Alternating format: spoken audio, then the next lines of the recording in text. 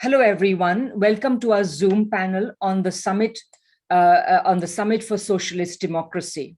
This event is jointly organized by Friends of Socialist China and the International Manifesto Group and is co-sponsored by the Morning Star, the International Action Center, Nodudol, and the Chiao Collective. My name is Radhika Desai, and I'm the convener of the International Manifesto Group. As you know, this is our answer to the recently concluded Summit of the Democracies organized by President Biden. Just how hollow President Biden's big idea of organizing an alliance of democracies is should hit us when I make the following land acknowledgement, which has now become usual in Canada. I speak from Winnipeg. Winnipeg stands on Treaty 1 territory. Treaty 1 is the first of 11 numbered territories, and it was made in 1871 between the Crown and the Indigenous peoples of this part of Canada. Winnipeg, therefore, stands on the stolen lands of the Anishinaabe, the Cree, the Oji-Cree, the Dakota, and Dene peoples, and on the homeland of the Métis Nation. Despite centuries of harm, ongoing dispossession, deprivation, our governments continue to fight these nations when they pursue their rights in their courts, spending millions on fighting them rather than actually giving them their rights. This underlines the fact that the wealth of the core countries that President Biden calls democracies is built on imperialism and settler colonialism. While so many countries they are pleased to call autocracies have done far more to defend the rights of indigenous peoples and minorities.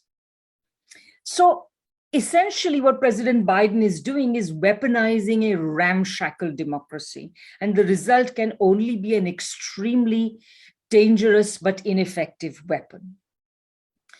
The fact of the matter is Western democracies are clearly failing. Even President Biden had to draw attention to that. Considering that even the shoddiest of goods look bright and shiny when they are first produced and launched, President Biden's big idea of an alliance of democracies is already looking worn and tired on the day of its launch. Even the normally congratulatory Western media has been calling it ill-conceived, misjudged, divisive, and they are wondering whether US democracy can take the weight President Biden is putting on it, whether it might backfire, whether it will provoke a counteroffensive, and above all, whether by referring to the global recession of democracy, President Biden is only worsening the situation. The simple fact is that Western democracies are in decline for one root reason. For the last 40 years and more, their neoliberal governments have been devoted to keeping in power an ever-narrowing elite of financiers and the owners of a few big corporations. No wonder the role of corruption, fraud, electoral manipulation by money, the media, and the social media are rife in Western democracies. And today, a wave of populism represents the spreading distrust of the established powers in Western democracies. However, even when first world democracies were supposedly at their peak, things were far from perfect. After all, Che Guevara said, we should not allow the word democracy to be utilized to represent the dictatorship of the exploiting classes. More systematically, Canadian Marxist philosopher Crawford McPherson exposed the same reality, the reality of class rule under the guise of democracy. All countries, he insisted, back in the 1970s, including communist countries and third world democracies, had rightful claim to be called democracies. And he pointed out that Western liberal capitalist democracies were only one sort of democracy. They were originally only liberal representative polities. They were not democracies. They were made into democracies only by the unrelenting struggles of working peoples, women, minorities of all sorts, and so on. So as a result of these struggles, eventually, reluctantly, kicking and screaming, these liberal orders became liberal democratic orders. But, and this is part of the genius of McPherson, he pointed out that just as these liberal orders became democratic, they also did something else. They made democracies liberal. That is to say, they ringed democracy around with all sorts of constitutional and other limitations, preventing popular power of the people from infringing the rights and privileges of small elites to their property, to their power and their privilege. Even in the heyday of post-war Western liberal democracies, the CIA and its offshoots had to be mobilized to keep these societies capitalist. The irony is that the West has started weaponizing democracy as a weapon of its imperialism just when neoliberalism has been steadily undermining it for 4 decades. Today it stands at a nadir. President Biden's attempt to renew its weaponization can only fail. Even the Financial Times has told us that, in fact, and Financial Times is no enemy of President Biden. It has identified 3 flaws of Biden's strategy: that it is vulnerable to allegations of American hypocrisy, because it still supports strongmen, authoritarian and really dictatorial regimes all around the world, that it could be self-defeating, in the sense that rather than leading by example, the Americans are pleading the case for a democracy they themselves do not have. And thirdly, that it could push the autocracies closer together.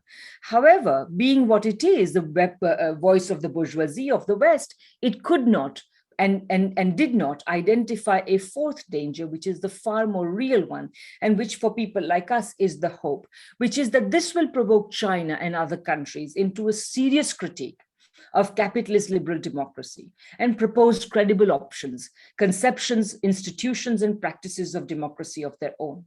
China is already doing this with a white paper on its whole process democracy and its ongoing attempts to realize its own ideals of socialist democracy. The letters of Ambassador Anatoly Antonov and Kim Chang, respectively of Russia and China in Washington, have already struck very close to home. So, how is this contest being conducted? How is it faring? This is what our guests are here to tell us. So we will begin now our Summit for Socialist Democracy. We are going to have speakers for about 2 hours. Each speaker should be confined to about 8 to 10 minutes, and I will introduce each speaker as they go along. At the end of the speeches, we will have time for questions and answers, so please stick around. You are welcome to use the chat to chat to each other, but please note that we cannot promise that the questions you put in the chat will be answered. So if you want your question answered, you want to make sure it's answered, please raise your hand after the formal presentations are over. So that is the basic housekeeping, and I will now introduce our first speaker. Our first speaker is Danny Haifong. Danny is a socialist activist and journalist. He serves as contributing editor to Black Agenda Report and is co-founder of the No Cold War campaign and co-editor of the Friends of Socialist China website. He is also co-author of the book American Exceptionalism and American Innocence, A People's History of Fake News from the Revolutionary War to the War on Terror. So Danny, please take it away. Thank you so much, Radhika, and I really appreciate all of you who have come out to speak at this event and for everyone who's watching and attending here. So we are going to span the globe today to talk about socialist democracy and to talk about the comparisons of socialist democracy and capitalist democracy. And this comes after the United States, as Radhika mentioned, hosted a summit for democracy over the past 2 days, which was an obvious attempt to legitimize the unipolar and hegemonic claim of the United States over the so-called rules-based international order. While on the surface, this appeared to be an unproductive move on the part of the world hegemon, it really does align well with the US strategy of cloaking its aggressive and exploitative policies under the guise of democracy. Joe Biden's administration has repeatedly hyped the differences between quote unquote autocracy and US-led democracy. So-called allies were summoned to give credibility to the US's vision of democracy on the international stage. And I watched the summit over the past 2 days, and I can tell you that it was an abject failure. But we at Friends of Socialist China saw this attempt by the Biden administration as an opportunity to discuss the distinctions between capitalist democracy and socialist democracy. And there's no higher form of capitalist democracy than in the United States. The United States has been the wealthiest capitalist country in the world since the end of World War II. And since then, US elites across the political spectrum have employed the word democracy as a key justification for its domestic and foreign policy. This has involved diligent avoidance of any scrutiny of the claim that capitalist democracy represents a universal system for all peoples and nations. Scrutiny, of course, runs the risk of exposing the class character of capitalist democracy, the most glaring contradiction of the system. Capitalist democracy is a democracy of, by, and for the rich and powerful owners and managers of capital. Democracy in such a context serves a minority of the population at the expense of the vast majority.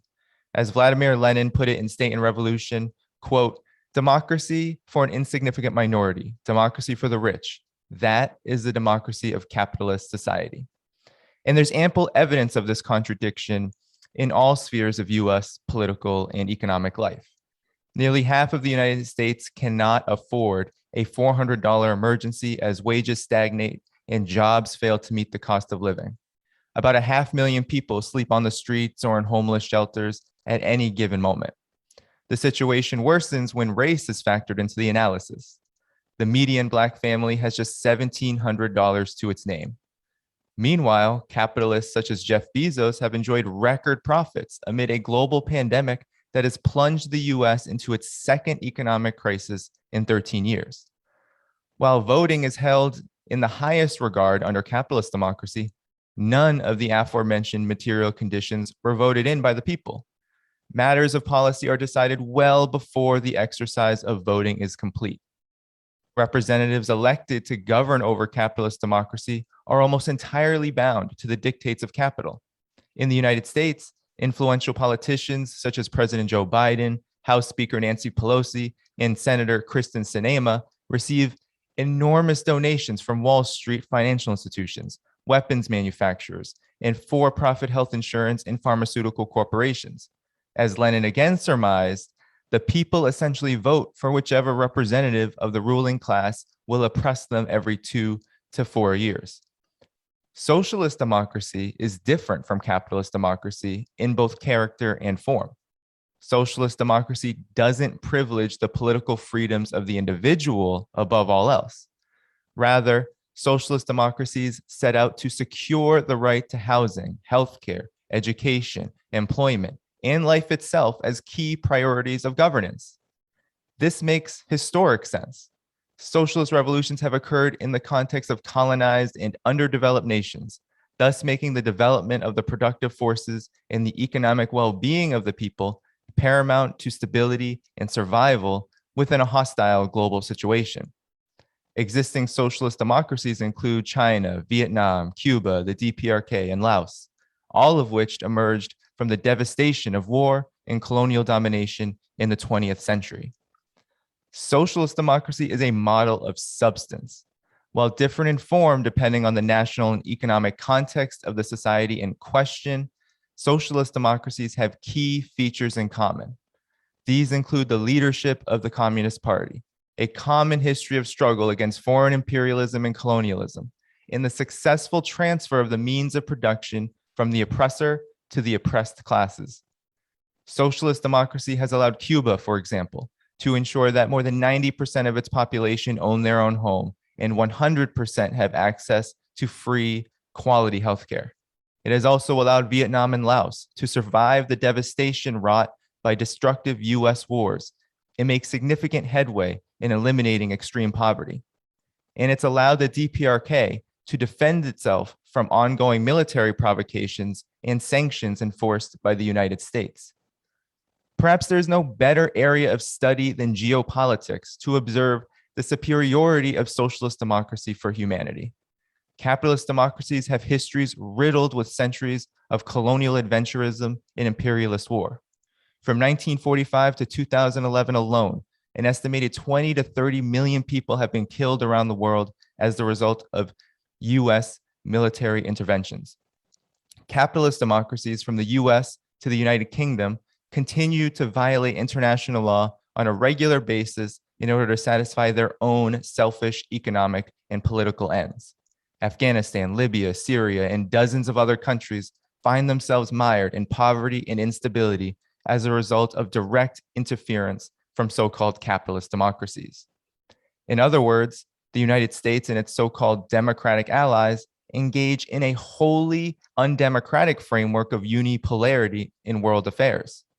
Capitalist democracies routinely place their interests above those of humanity and use force to resolve disputes or satisfy political and economic agendas. On the other hand, socialist democracies adhere to international law and champion a multipolar orientation to global governance. None of the existing socialist democracies have waged a war of aggression in the modern era. In fact, all of them have been at the forefront of demonstrating the true benefits of international cooperation and solidarity. The examples are numerous. They include China and Cuba's joint ventures in biotechnology, which helped produce antivirals that provided immense help in China's early fight with COVID-19. China's Belt and Road Initiative must also be noted, since the massive infrastructure plan has already brought enormous benefits to underdeveloped countries around the world. The Sino-Laos high-speed rail line being just one recent breakthrough. The provision of nearly 2 billion COVID-19 vaccines from China to the world has offered hope to poor countries unable to access expensive vaccines produced by private Western manufacturers. In March 2021, socialist democracies led the way in forming the group of Friends in Defense of the UN Charter, a significant development in forging a future of world peace. In sum, Biden's Summit for Democracy was nothing more than a projection of the narrow form of democracy championed by the world's foremost imperialist hegemon. The Summit for Socialist Democracy here, however, emphasizes the promises and prospects of democratic governance models offered in the struggle for socialism. A greater understanding of the development trajectories of all peoples and nations around the world is of critical importance toward collectively resolving the pressing problems facing the human race in the 21st century and beyond. From this vantage point, socialist democracies set an example worthy of attention and defense from the incessant propaganda leveled against them by the declining Western world order led by the United States. And I look forward to everyone's speeches and talks here today and the question and answers, because this is exactly what we'll be getting at. Thank you so much.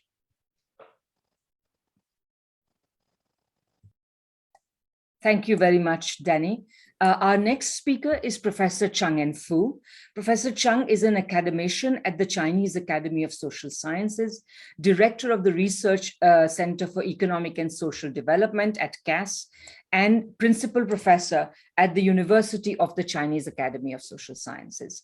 He is also president of the World Association for Political Economy and president of the Chinese Society for Foreign Economic Theories, and a member of the National People's Congress of China. Professor Chung's speech will be delivered in English by Dr. Zershu Liu, and while showing you a video of Professor Chung's speech. So Zershu, please go ahead.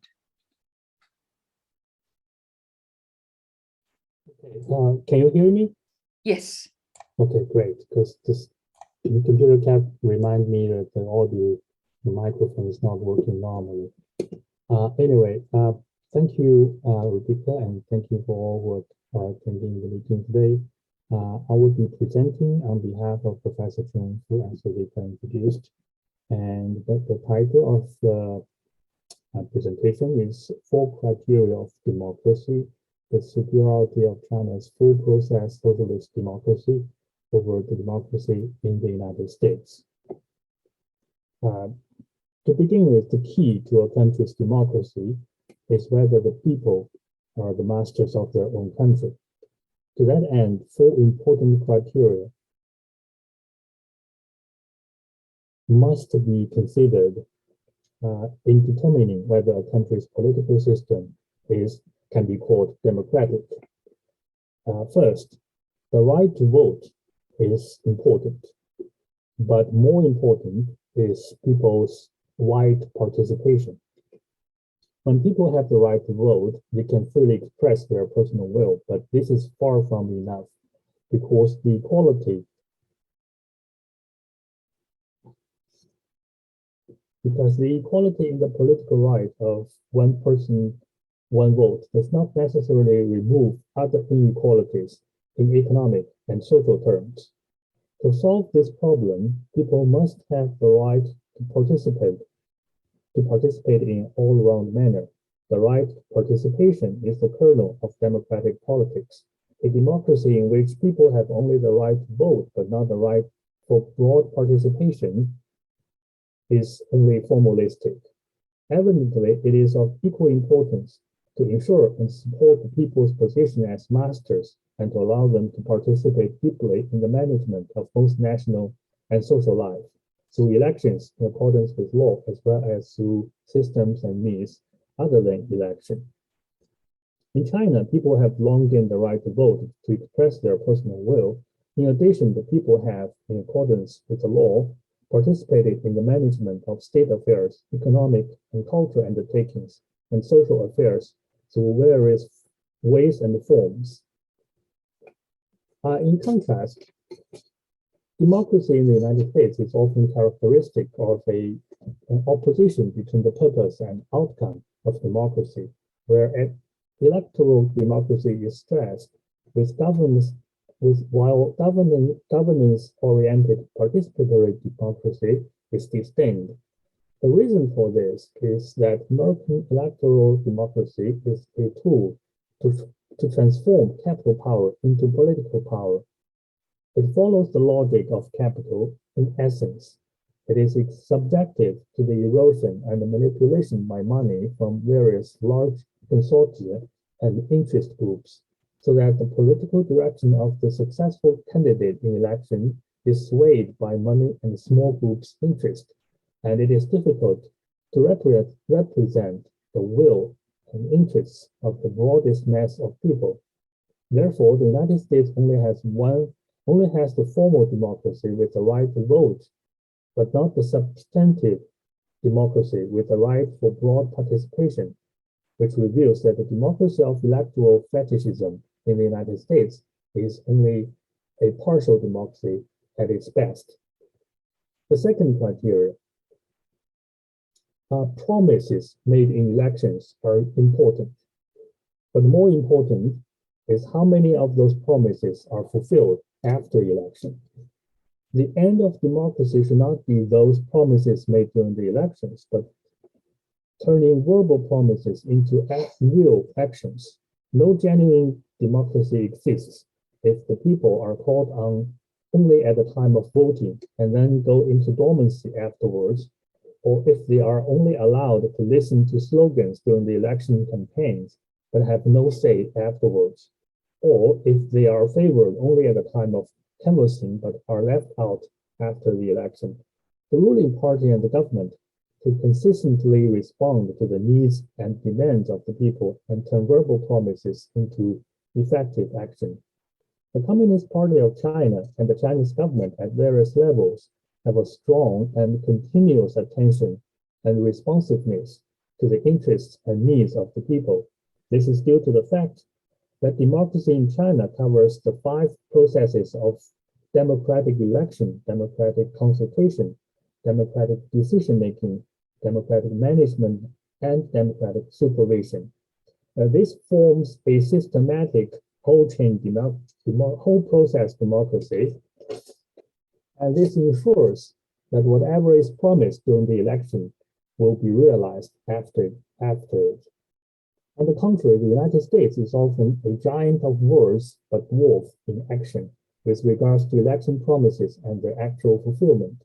This is because the candidates do not really care about the demand of the general electorate, but only aim at getting more votes through the show. It is the money provider and interest groups that they truly care and pay back. The American people in the election process easily get a lot of verbal promises, but they are easily dismissed after the election to become bank check that can never be cashed, just like moving the water of flowers in the mirror, or will only be fulfilled in a limited and temporary manner. The third criteria, political procedures and rules are, as stipulated by law, are important. But more important is whether these procedures and rules are actually followed. In China, the political procedures and rules are strictly stipulated by law in its political system. For example, the procedures and forms of the election of the National People's Congress include initial inspection and consultation, preparatory election, anonymous ballot, and competitive election. There are both top-down nomination and bottom-up free election. It is a genuine procedural democracy. In addition, China's system and laws have the advantage of nationwide implementation under the principle of democratic centralization, with little interference from political lobbying and narrow interest groups. As a result, China's system and laws truly unify the expression of public opinion and the satisfaction of public needs, thus achieving a democratic system with strong implementation and high overall performance. In contrast, although the US system and laws also provide political procedures and rules, they are much weaker than those in China. The reason is that interest groups and major political parties, which are based on private ownership of the means of production, tend to weaken certain political procedures and rules intentionally or unintentionally through games or collusion. Moreover, the goals and results of the implementation of its systems and laws are very different, hence bills proposed by the president may be rejected by the Congress. Bills proposed by senators may be rejected by the House of Representatives, and bills proposed by Republicans may be rejected by the Democrats.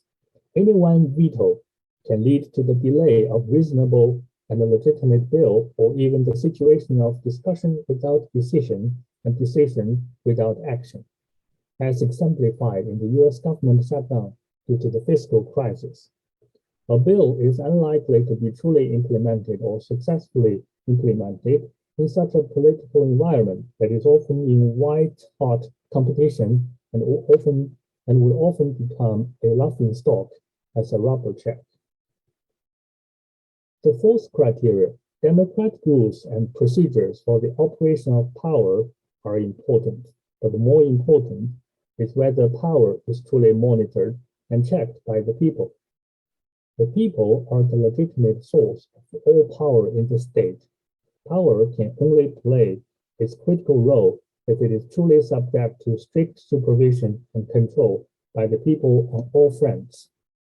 After a long period of practice and improvement, China has institutionalized and standardized its rules and procedures for the operation of power, further enhanced the efficacy and anti-corruption orientation of power, while preventing the possibility of unconstrained and capital-controlled power. For example, a system has been established in which those in power dare not to be corrupt. Corrupted officials are severely punished, and bribery is combated. Transparency has been improved in party affairs, administrative affairs, and the judicial affairs. The system of questioning, accountability, economic responsibility audit, registration, and dismissal has been improved. At the same time, regulations have been implemented to ensure internal supervision within the party and the government, and supervision by the National People's Congress, democratic parties, people without party affiliation, scientists, and the masses, which creates an open and transparent environment for power operation. This multi-level system of supervision and regulation in China carries forward the fine tradition of the ruling party, the National People's Congresses, and the People's Government, namely close connection with the masses, self-criticism, and self-revolution. In contrast, the self-claimed rules and procedures for the operation of power in the United States contains the selfish class interests, party interests, and personal interests. Zershu, I hope you will be wrapping up soon. Yeah, I'll just have a minute. Sure. The personal interests of a very small number of people in power from various sectors of society. The function of such rules and procedures is to prevent this small group of people from internal fight, conflict, and friction. Therefore, it is very difficult to subject power in the United States to wide supervision and strong checks by the people. And to conclude, I believe that just want to repeat what Rodríguez said in the beginning. At the center is the power of the people, and also what I presented in the beginning, where the peoples are the genuine masters of the country, is the number one criteria for any country to be called democratic. Thank you very much. Thank you, Zershu, and sorry to have asked you to wrap up, but we do have a lot of other excellent speakers, but Professor Cheng's remarks are always very welcome and enlightening. Our next speaker is Carlos Ron. Carlos, as many of you know, is Venezuela's Deputy Foreign Minister for North America and President of the Simon Bolivar Institute for Peace and Solidarity Among Peoples. So, Carlos, please go ahead. Thank you very much, Radhika, and thank you, Friends of Socialist China International Manifesto Group, for putting this together. Friends, I bring you greetings from what I'm proud to say is one of the most vibrant democracies in the whole world, the Bolivarian Republic of Venezuela. Just a few weeks ago, we carried out our 29th election in 22 years of revolutionary democracy, a democracy that was constituted in 1999 with the approval of a new constitution that was drafted by popularly elected members for the first time and approved by popular vote for the first time. That is direct popular vote, no electoral colleges, no intermediaries, nothing of the sort. Under this constitution, Venezuela is a participatory democracy. That is a step further from this traditional bourgeois state that the United States believes it can apply or impose on the rest of the world.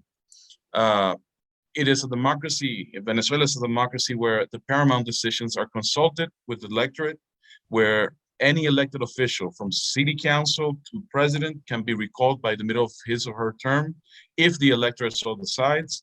A democracy where organized communities can directly participate in drafting and promoting legislation. And as an example, we have the Venezuelan seed law is a law that prohibits the use of GMO seeds. It was drafted, proposed, composed, and presented by organized communities. So most importantly, Venezuela became a society where democratic participation became so meaningful that participation in elections increased even after voting stopped. After voting stops being mandatory by law. We achieved this by bringing politics to everyday life, by bringing politics to community organizing, and by making politics the source of concrete changes and policies affecting people's everyday life. That is why our democracy is no longer just a concept limited to election cycles, but more of a common day, everyday event. Perhaps the greatest achievement of Venezuela's democracy was engaging all of the population so that regardless of your political ideology or sympathies, everyone participates and relates to the democratic experience. That is why Venezuelan democracy doesn't fit the neoliberal model. Venezuelan democracy is not a Norman. It's not there to support a status quo, passively stand by while corporations make decisions over our lives. Venezuelan democracy, which is building a new model for the state where the communes will be at the center, where the priority is the guarantee of human rights, understood not only as political rights, but social, economic, cultural rights as well, the right to dignified housing, to healthcare, to education, as well as collective rights to enjoy the country's resources, and even the right to protect the planet.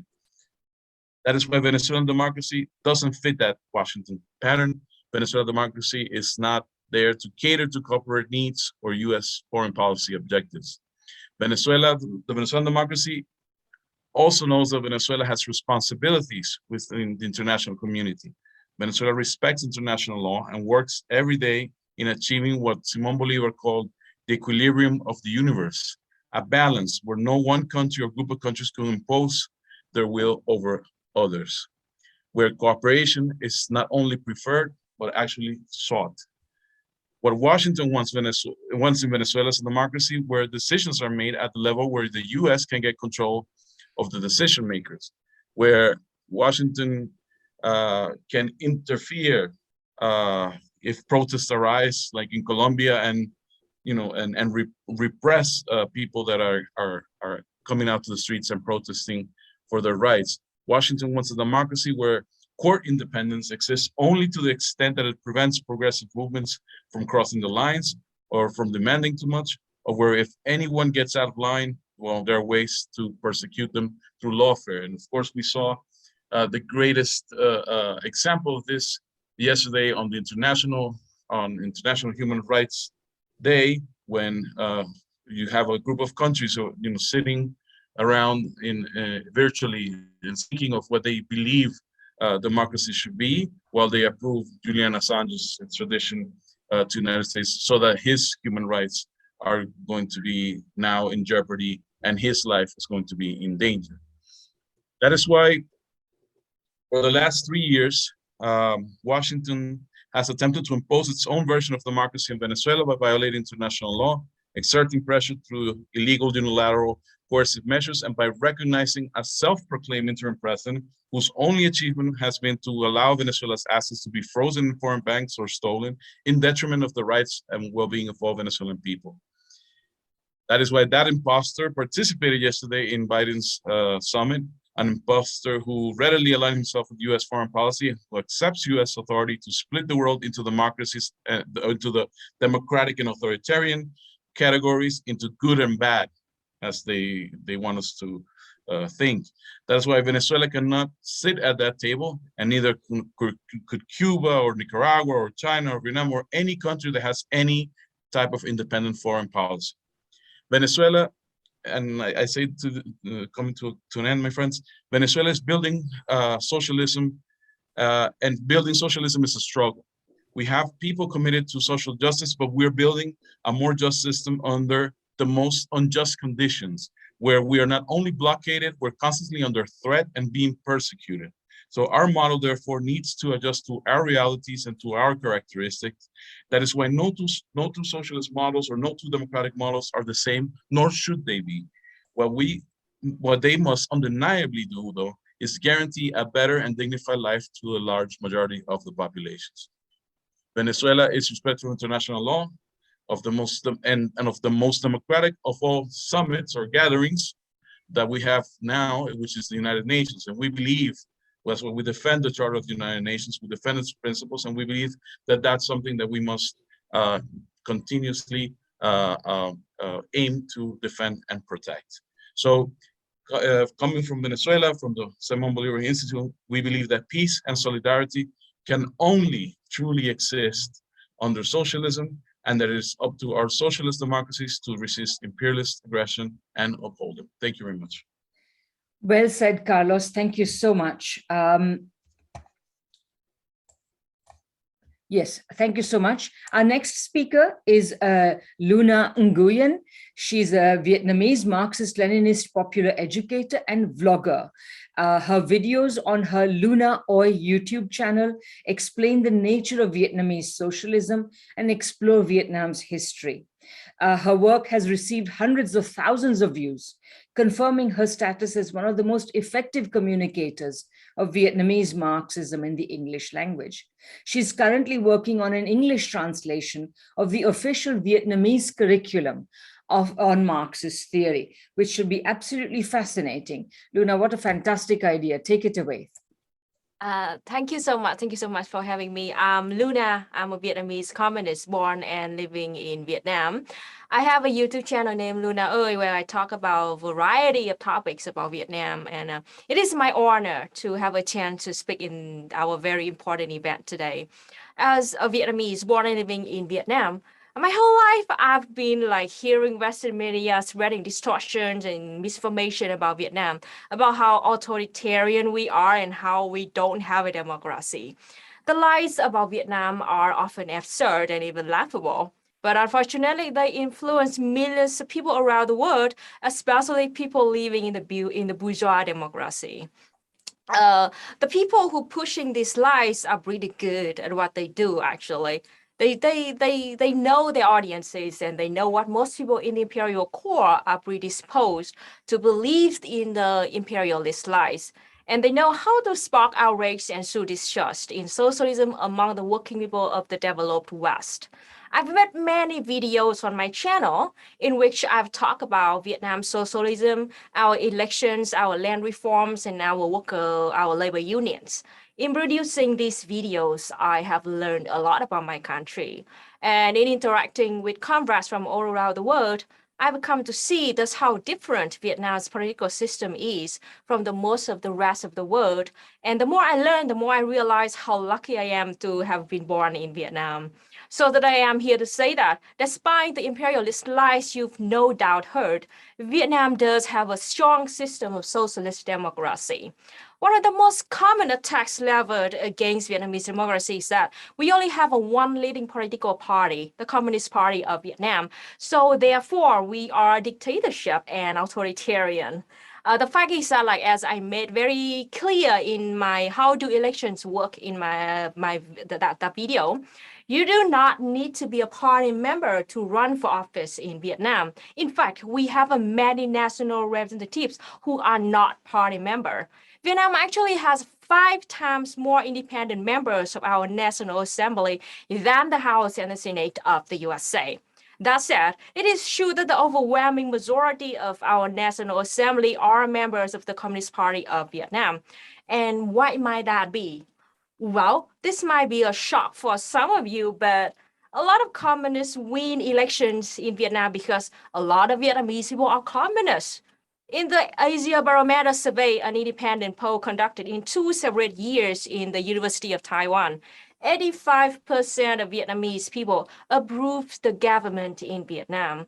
That's the highest consistent approval rating on any country in Asia. We also have a much different idea about what democracy means in Vietnam than most other Asian countries, with the majority of Vietnamese defining democracy as social equity. So yeah, we vote communist because we are communists. And why should that come as a surprise? For a century now, generations of Vietnamese people have made a huge sacrifice to build socialism in Vietnam. We had a successful revolution. We fought and won many wars with the most powerful countries on earth to have our own self-determination. A lot of foreign propagandists want to make you think that our revolution was similarly rooted in nationalism and not communism.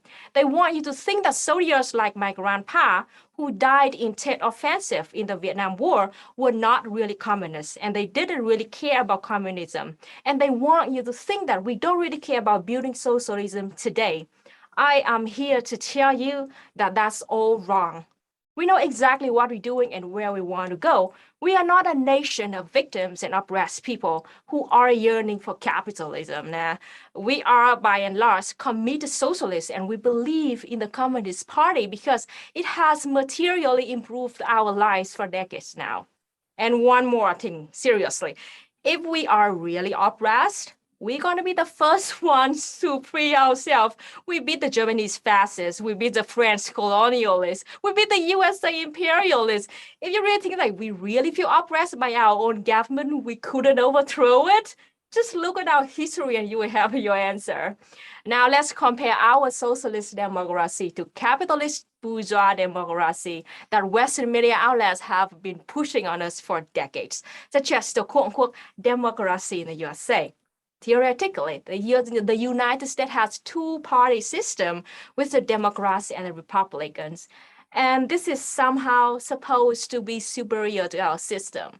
Now let me quote Julius Nyerere, the first president of Tanzania. The US is a one-party state, but because of its typical American extravagance, they have 2 of them. So the Democratic Party and the Republican Party are just 2 different faces of one capitalist party. Every 4 years, they just take turns making a show of pretending to shift power around while the ruling class pulls the strings behind the scenes. No matter which party is in charge, the US still bombs other nations, still refuse to give millions of American workers a living wage, still refuse to give its people universal health care, and still put children in any election, there's still ever increasing police brutality, more and more homeless people. And to cover their ugly nature, the US has been sugarcoating the situation with beautiful buzzwords such as freedom and democracy. But have you ever asked, what kind of freedom do you have? Freedom to die because of a preventable disease? Freedom to lose your jobs without any protection from a global pandemic? and freedom to be evicted because you couldn't afford your crappy, overpriced apartments owned by rich landlords. The only choice you have is an illusionary choice to vote red or blue, and both the DNC bourgeois class. Countless studies have shown that bourgeois democracies such as the US, UK, and Canada, and France heavily prioritize the will of wealthy while dismissing the concerns of the working class. For all the reason of Vietnam for not having like independent voices in our National Assembly, how many times has a third-party candidate actually won in Congress in the USA? And how much of a voice how much of a voice like do independent Congress representatives have even when they do win some seats? Not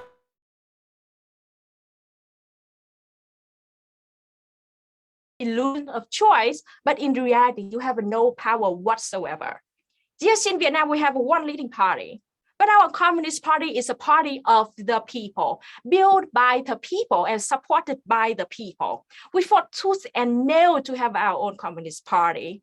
To us, for now, it is the safest way to protect ourselves in this capitalist hellhole, where the imperial court constantly wants us to die off for imperialist profits. Lots of leftists criticize us of being like authoritarian to have a communist revolution to begin with. Colonialism and imperialism imposed upon us by your countries, and heavy interventionism and constant attacks to this day from your hostile and aggressive bourgeois governments. The fact is, in Vietnam, we do have a dictatorship of the proletariat, meaning our government is controlled by the majority of our people. We have a strong labor unions, rapidly improving infrastructures, and 90% of Vietnamese people own our own homes and have a full healthcare coverage. And just look at the no person left behind policy of Vietnam in the face of COVID-19 versus the genocide and neglect which nations like the USA, the UK have inflicted upon your own citizens. Look at how we sacrifice our economy again and again to save all people, and then compare to the USA. You will see the stark difference between socialist democracy and capitalist democracy. If you're a leftist in the West, especially from the imperial core, I hope you can look at what countries like Vietnam have been doing, learn some lessons from our victories, and then focus on building your own socialist movement in your countries. And also, please be aware of the lies and misinformation about countries like Vietnam and learn to investigate before you speak. That's a reason why the capitalists want you to hate and distrust Vietnam. It's because they don't want you to have what we have. Thank you so much for listening, and hope we all stay strong. Solidarity.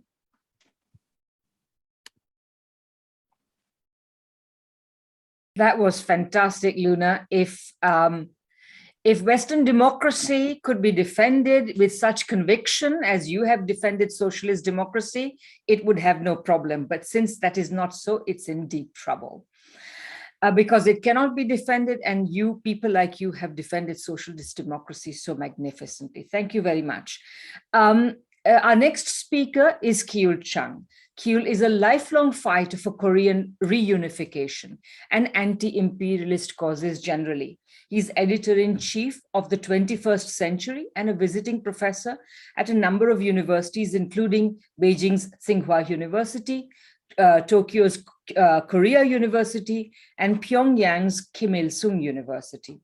Earlier, he was also visiting professor at the Chinese Academy of Social Sciences.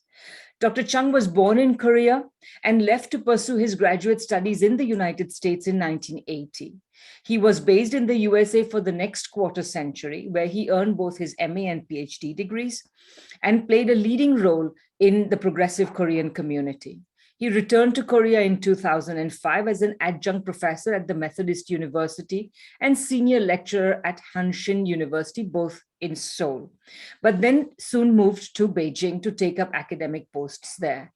Dr. Chung was a key organizer of the 1989 International Peace March for Korean unification that aimed to march through the northernmost to the southernmost points of the Korean peninsula, but was prevented from crossing the demilitarized zone by US occupation forces and South Korean authorities.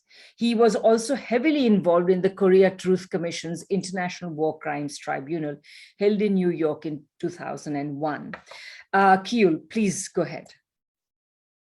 Good morning and good afternoon, everybody. Thank you for the invitation, and honored to be part of this very timely and important gathering.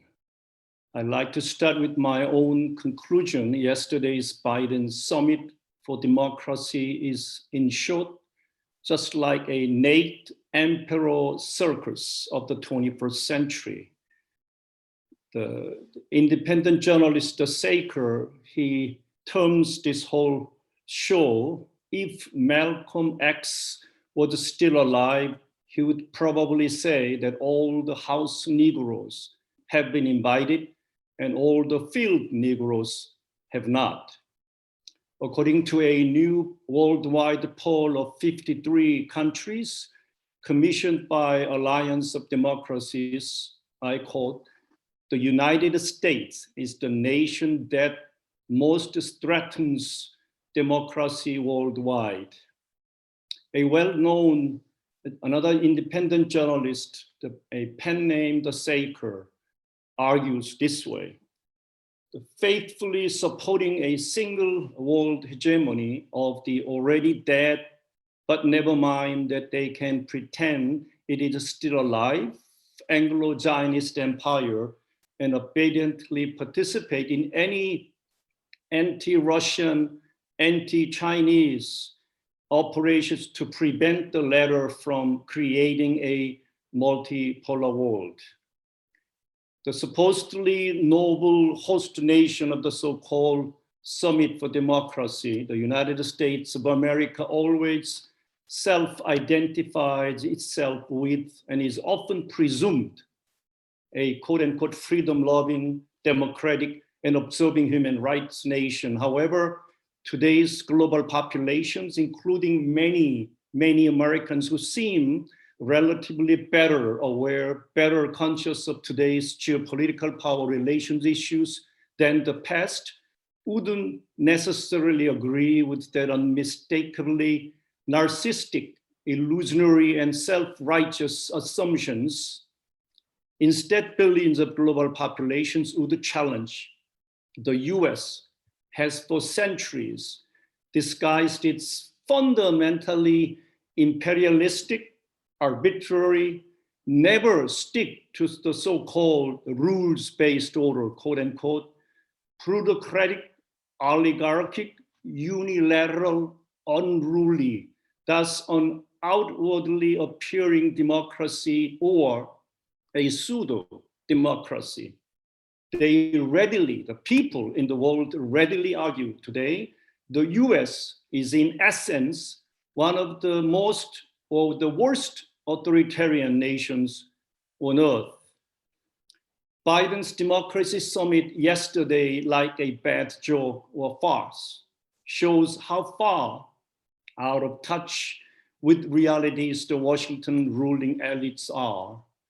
The Anglo-Zionist empire, many call today, which has been perceived as a forevermore invincible, omnipotent, and omnipresent power, however, must have been thrown into a constant state of, in Korean, 혼비백산, probably translated, frightened or terrified out of one's minds, out of one's sense, or simply frightened to death, a scared to death state. The following 3 points might help us to see some of the sure signs or probable reasons why at this very moment, only 3-4 months after dramatically defeated, demoralized, and humiliated Afghanistan debacle in mid-August, the Anglo-Zionist empire seemed to have desperately tried to do something to save their such utterly disgraced face, but their hastily prepared whole global gambit turns out to be an unimaginably absurd, childish, despicable, foolish, utterly hypocritical, shameless, self-deceptive, self-inflicting game, the game of boomerang. One maximum degree of fear to lose their exclusive, hegemonic, imperialistic dominance over the world for centuries to a newly emerging multipolar world among the uncontrollably hubristic, narcissistic, self-righteous, unipolar Anglo-Zionist empire power elite. The second, the decline of the empire as the Holy Roman of the 21st century by Ryan Cooper, or as the first failed empire of the 21st century by Michael Mann, seems both irreversible and terminal, as the whole world has dramatically witnessed how the world's only superpower frantically fled from, quote unquote, one of the poorest countries in the world, Afghanistan. The naked emperor of the 21st century, Biden, called it the Afghanistan debacle. 3, the terminal illness of predatory disaster capitalism, as the world witnessed the last 2 days of time and money wasting, useless global show, seems another irrefutable testament to its final stage. Today's world seems far better conscious of Anglo-Zionist empire's ceaseless, rampant carnage, plunder, devastation, neoliberal capitalists' uncontrollable greed, and their never-dying imperial ambitions. Billions of today's global population seem ready to send their farewells to the immensely privileged American way of life, quote unquote, and the quote unquote the American way of empire by Thomas Blender. Those good old days are the past.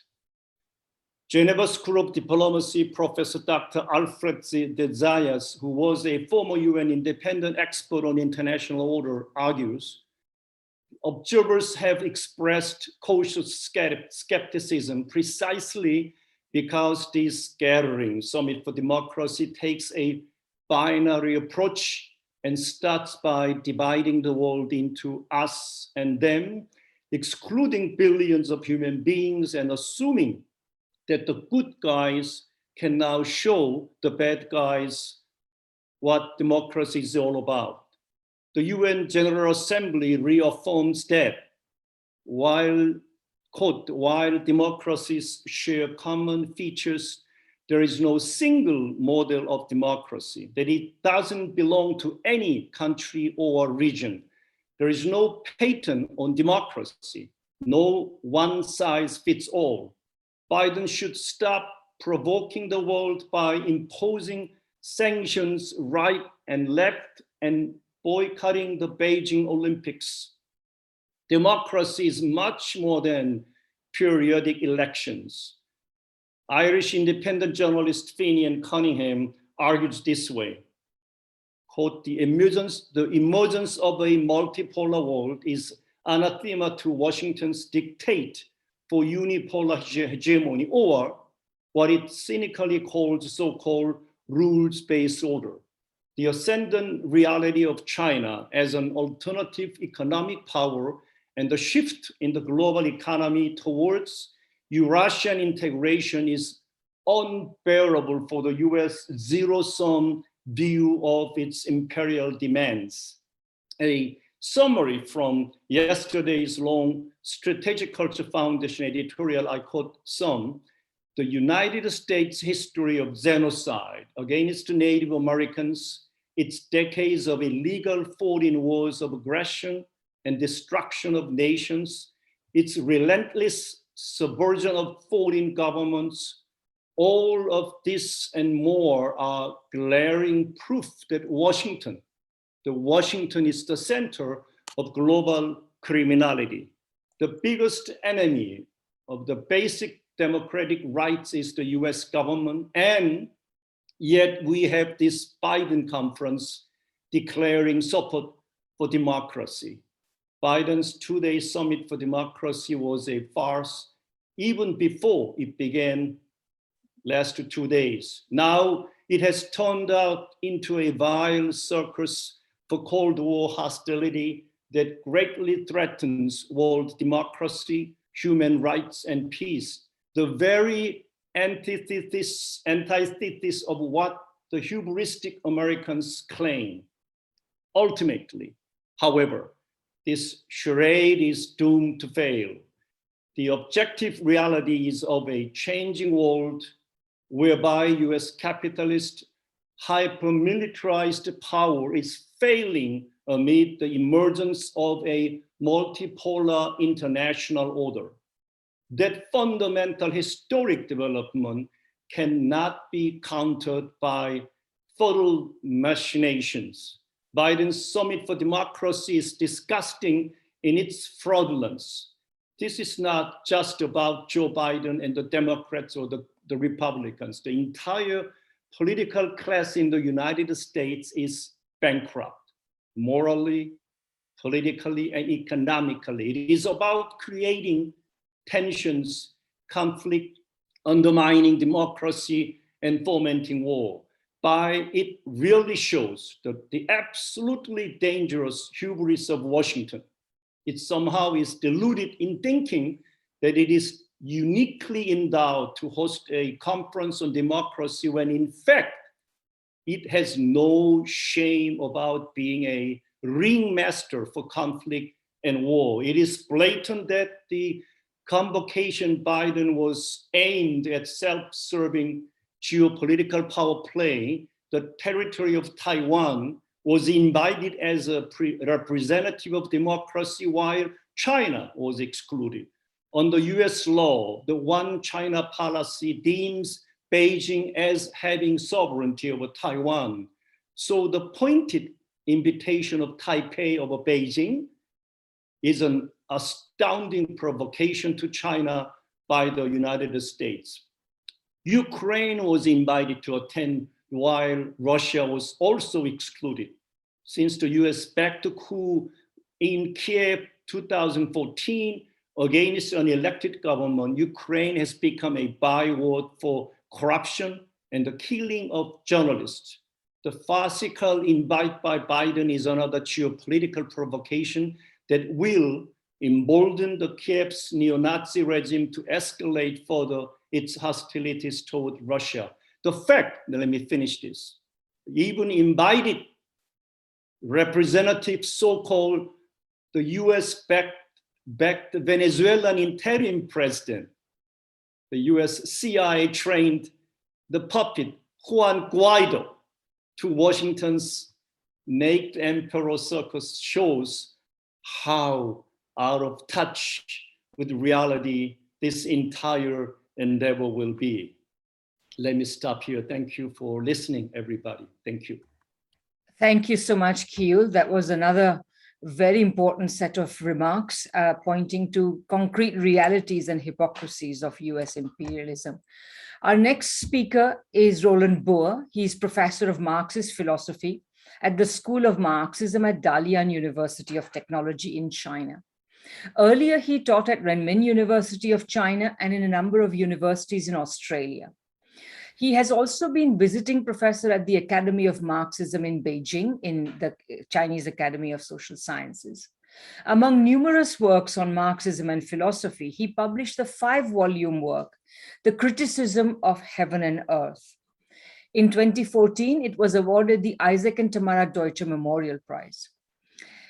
He has recently published a monograph entitled Socialism with Chinese Characteristic, a Guide for Foreigners, as well as a work entitled Friedrich Engels and the Foundations of Socialist Governance.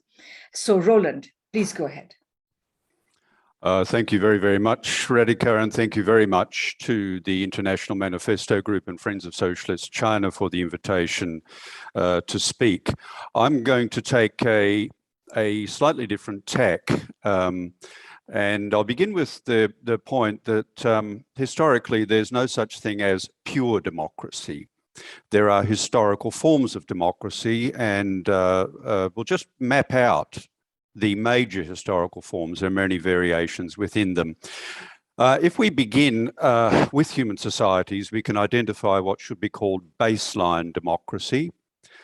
This is characteristic in particular in tribal societies and early human forms, and included all adult participants, men and women, in deliberations over what would happen in a particular group, relationships with other groups, and so on.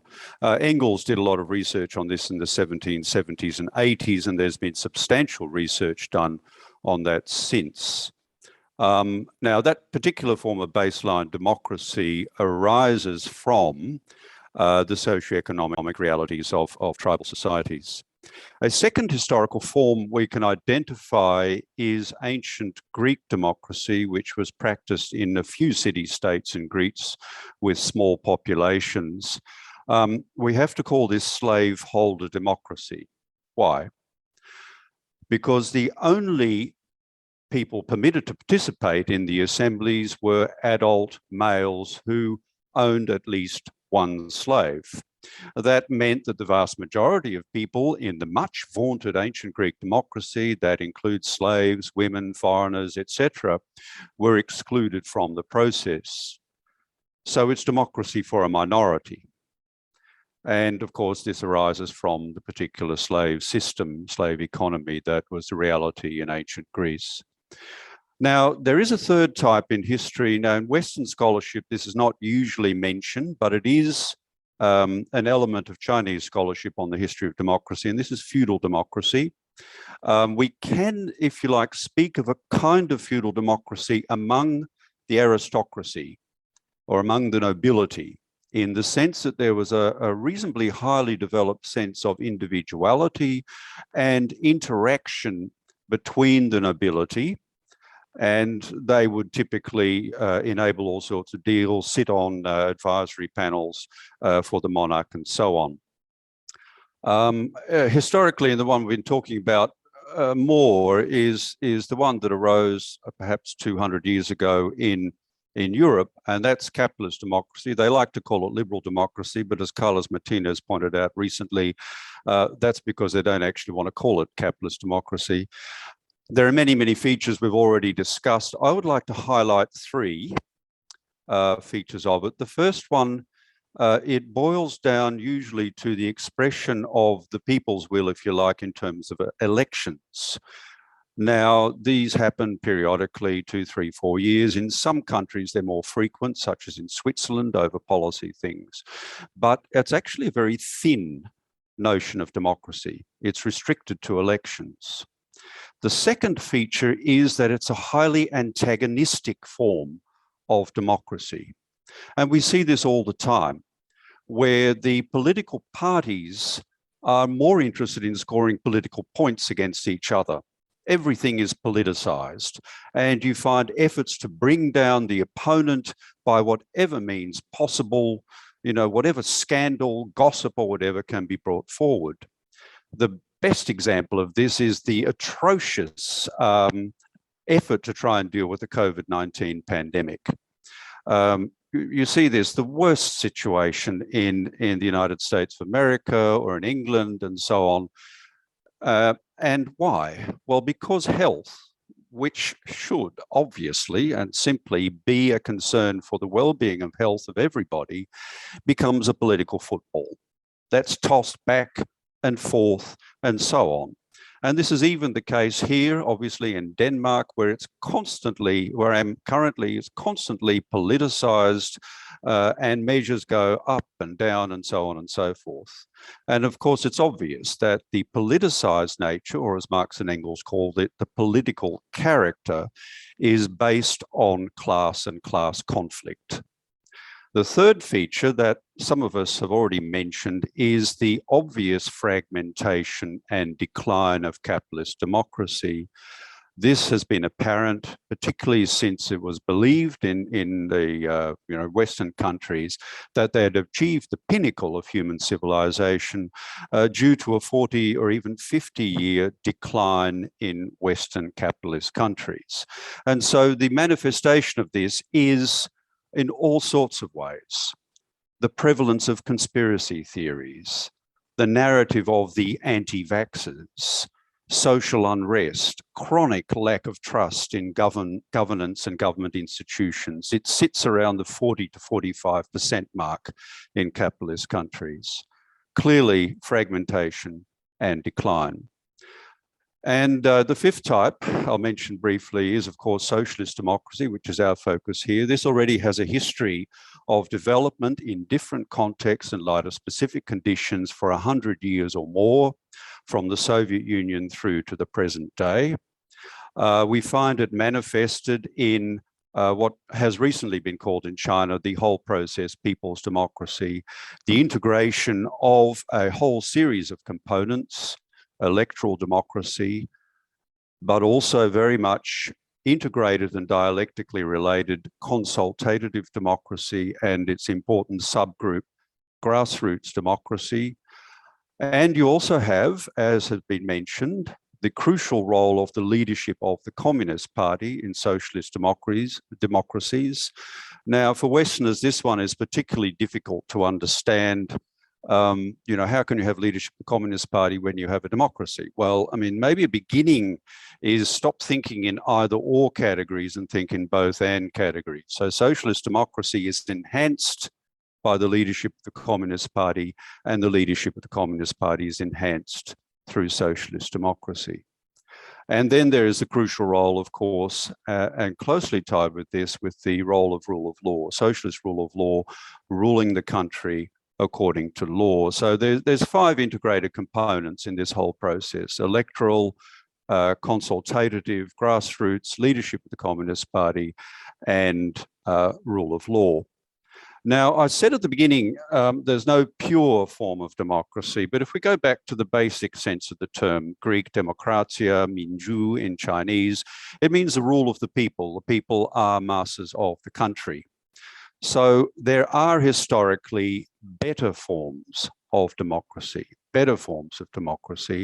and it's becoming clear, more clear, with the examples we've heard today in many other ways from Venezuela, from Vietnam, also from China, and so on, that socialist democracy is a superior form of democracy. And the simple reason is that socialism is far more democratic than capitalism.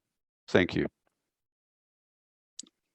So our next speaker then will be Chu Han Park, who is a writer who organizes with the Nodutol for Korean Community Development. Nodutol was founded in 1999 as an organization for first through fourth generation Korean Americans.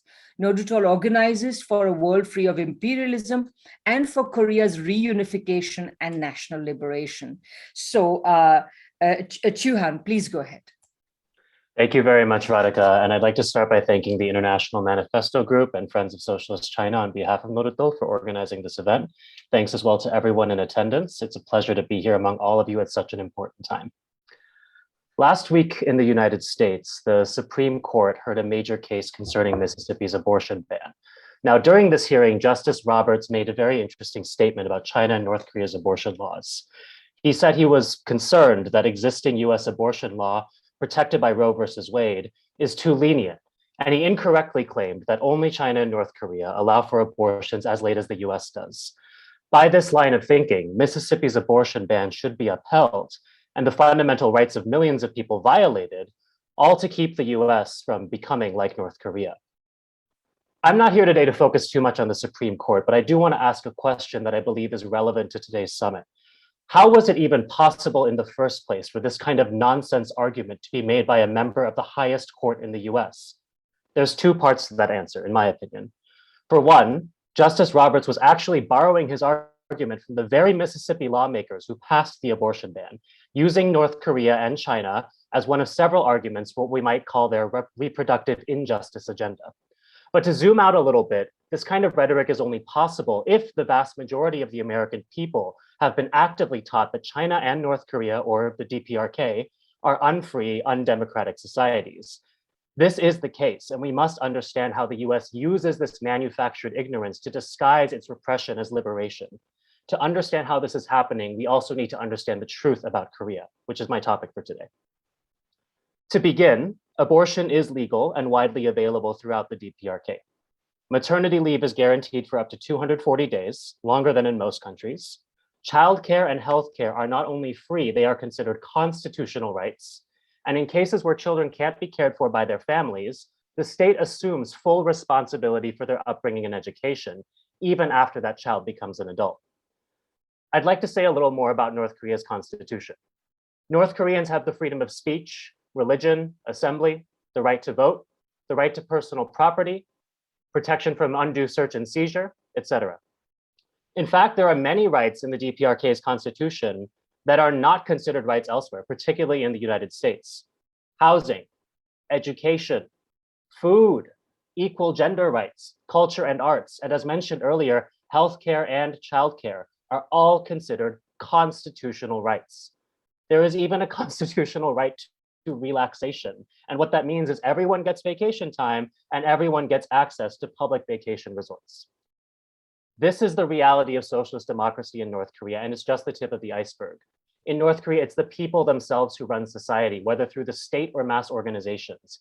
Most people think that Kim Jong-un is running a one-man show, but this is a view born out of the same manufactured ignorance I referenced earlier. Most people who say this could not tell you Kim Jong-un's government title, which is very telling. His government title is the first chairman of the State Affairs Committee. The State Affairs Committee is a body that creates state policy, and it is not the highest organ of state power. That's the Supreme People's Assembly, which is a directly elected legislative body which has the power to elect, appoint, and recall the members of the judiciary, the prosecutor's office, the cabinet, and finally the State Affairs Committee, including its first chairman, Kim Jong-un. Assembly members are subject to immediate recall themselves, they get no additional salary, and they retain their regular jobs after being elected. There's no corporate campaign contributions or professional politicians in the same way that we understand them in the US or other imperial core countries. So what does the US mean when it says it wants North Koreans to enjoy freedom and democracy? Well, let's look at what they're actually doing. Today, the US has North Korea under siege. 28,500 US soldiers occupy South Korea. And every year, the US holds war exercises that rehearse invasions of the North, sometimes with as many as 300,000 troops. The entire South Korean military is under the command of the US and has been since 1950. Functionally, the South Korean military is a reserve US Army. South Korea has mandatory military service precisely because it needs to ensure that the US has enough cannon fodder for any potential conflict. The US also has North Korea under sanctions, which the rest of the world is forced to follow. North Korea can't trade with other countries, they can't get international loans, or import fuel or really much of anything else. North Koreans can't even import items that have metal in them. Think about that. Look around your room right now or wherever it is that you're watching this from. How many things require metal? The screws in your furniture, the copper wire in your light bulb, the pipes that bring you clean water, everything. Sanctions impact everything from agriculture, industry, and medicine. Most things North Koreans need, they have to produce for themselves. There is no shipping it in from anywhere else. A study conducted by the organization Korea Peace Now confirmed almost 4,000 deaths in just 2018 from delays and shortages to UN aid programs caused by sanctions. These deaths included 72 pregnant people and over 3,000 children under the age of 5, better known as toddlers. The same study found, and I quote, 99% of pregnant women in North Korea did not have access to emergency reproductive kits to assist with life-threatening complications during pregnancy. The US's attacks on reproductive rights included sanctions against North Korea. When the US says it wants freedom for North Korea's people, this is what they mean. The freedom to die during childbirth or during childhood, the freedom to go hungry, the freedom to perish from preventable disease.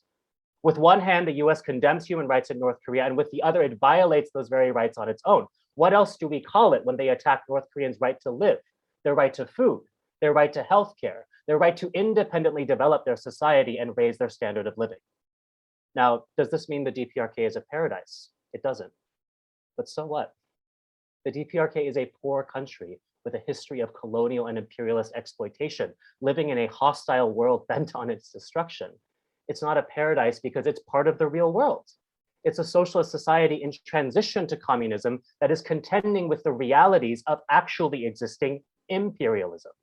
And in order to achieve communism, you have to have a certain level of material development.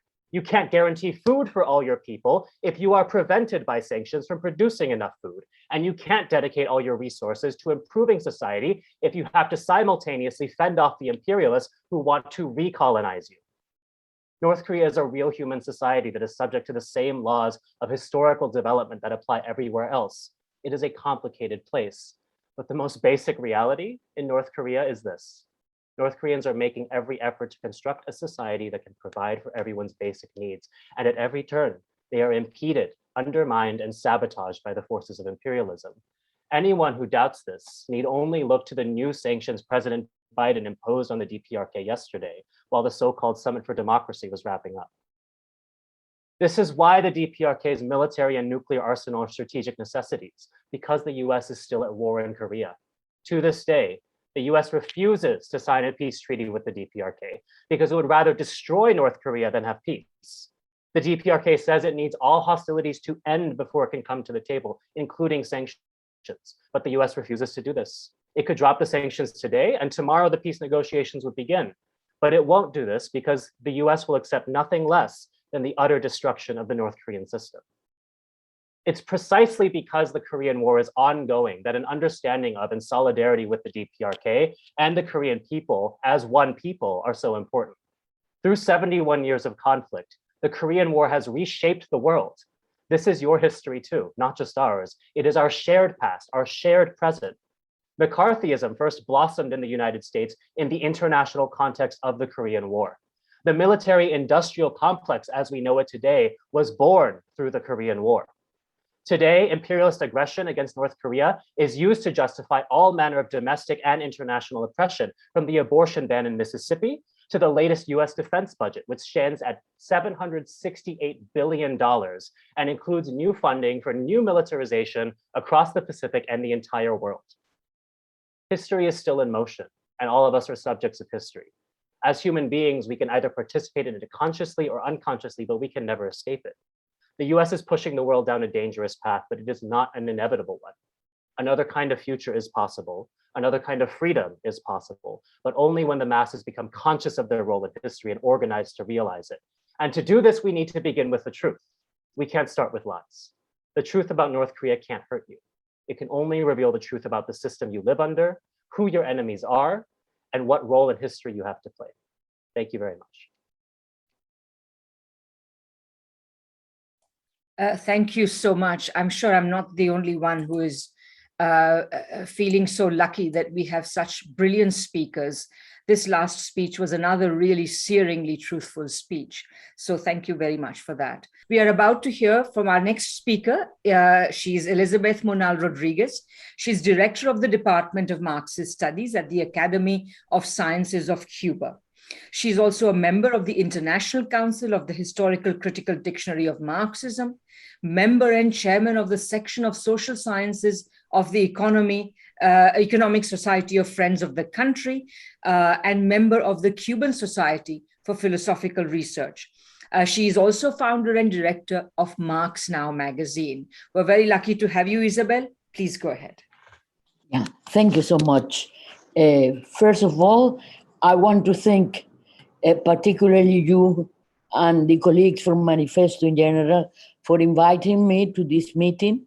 And I am very happy that I'm chairing this meeting with so many distinguished and interesting talk and speech from the colleagues that have preceded me with their intervention. The subject of socialist democracy, which is, as we know, essential, and for the most possible complete socialist society, and moreover, to what it is, according to my point of view, correct, the construction of a socialist society. So, socialist society is a period, is constructed, and at the same time is transitional. All this has to bear upon what democracy for this society is. At the beginning, I wish to remember or underline that democracy as part of a broad society is an organic part of it, of this society, including, of course, its history and with wide, rich interrelationship among its various components. Regarding this point, it is necessary to keep in mind as a reference Marx's concept and theory of the economic social formation, this essential, absolutely key concept of Marx theory. Democracy, then, any kind of democracy, is to be understood and conceived as part or component of this economic social formation. That is the totality, the totality. On the other hand, we are also to keep in mind that the starting process of the construction of a socialist society, this new society inherits up to a certain point the existence of the liberal bourgeois democracy. This, of course, in the cases where historically the new stage or the new starting point, that is socialist society, emerging from a previous liberal democracy society, but not other forms like we know that exists. Even in these cases, let's say, for example, in Latin America, with such a history of dictatorship since the first independence during the second and third decade of the 19th century for most of the countries of the continent. So very few countries like my own Cuba, which did not took part in the first period of the first independence war, but we are arrived to that almost many decades later. But at the very beginning, in the Latin American, I like to call this the first independence, because we speak today of the need of a second independence. And for most of the countries, even with all this history of dictatorships since the beginning of the 19th century, right after the first independence started, we find references of processes with elements, at least in a formal manner, of liberal democracy. The subject of democracy implies also the state and the subject of the civil society, as well as, and this is also of the utmost importance, the relationship of the two, that is, the relationship between the state and civil society, which was key to Marx, as it was key, for example, to Gramsci, as we all know. The relationship between the two, the question that Marx pointed out since the period of his youth, that is, since 1843, with the Jewish question, in the sense that the new society has to overcome the separation between state and civil societies, which occurred during the capitalist society period. That is, for the new society, socialism and future communism, both of them had to re-meet again, to come together again. And Marx understood that as an essential characteristic for the new society. This, for me, is very important if we have to develop a broad sense of democracy for socialism, with all models and a variety of models, but there are essential points that has to be kept in mind. And this, for me, is one of them. Whatever model, the way in which them both are meeting again can change from country to country, from one experience to the other. But the idea that they have to come together again, it seems to me, has to be a key characteristic of the socialist society. The idea of this idea of coming, let's say, together of both of them was never abandoned by Marx. In the 18 Brumaire, he did mention organizations of the bourgeoisie as part of the civil society. So including organizations which we do not find so clearly in the period of youth. And then, as we also need to remember, this idea was stressed in Marx's text, Civil War in France, that is related to the Paris Commune. And there, if we remember a little bit, is one of the essential points for Marx, that the state do not, let's say, eat civil society, but civil society also needs a state. They have to come together. I like to say sometimes that what puts them together is that they have the same project for society, and the society as a whole construct the new project. Creating a lot has to be very creative, but on realistic basis. Realistic here, I mean adequate understanding what society and history are. So I wish to underline the idea of the intimate relationship between the idea of democracy in the new society and Marx's thesis of the need of meeting a state and civil society. Marx and Engels never tried to imagine or conceived in an ideal or abstract way how this new socialist society would be. They almost say nothing about it. There are some essential key issues, but they say almost nothing about it. And that we have to understand, because we have to learn from that too. They didn't know. So no abstraction, no creative invention without adequate support from reality. And reality meant economics, politics, traditions, everything, the totality. So this is essential.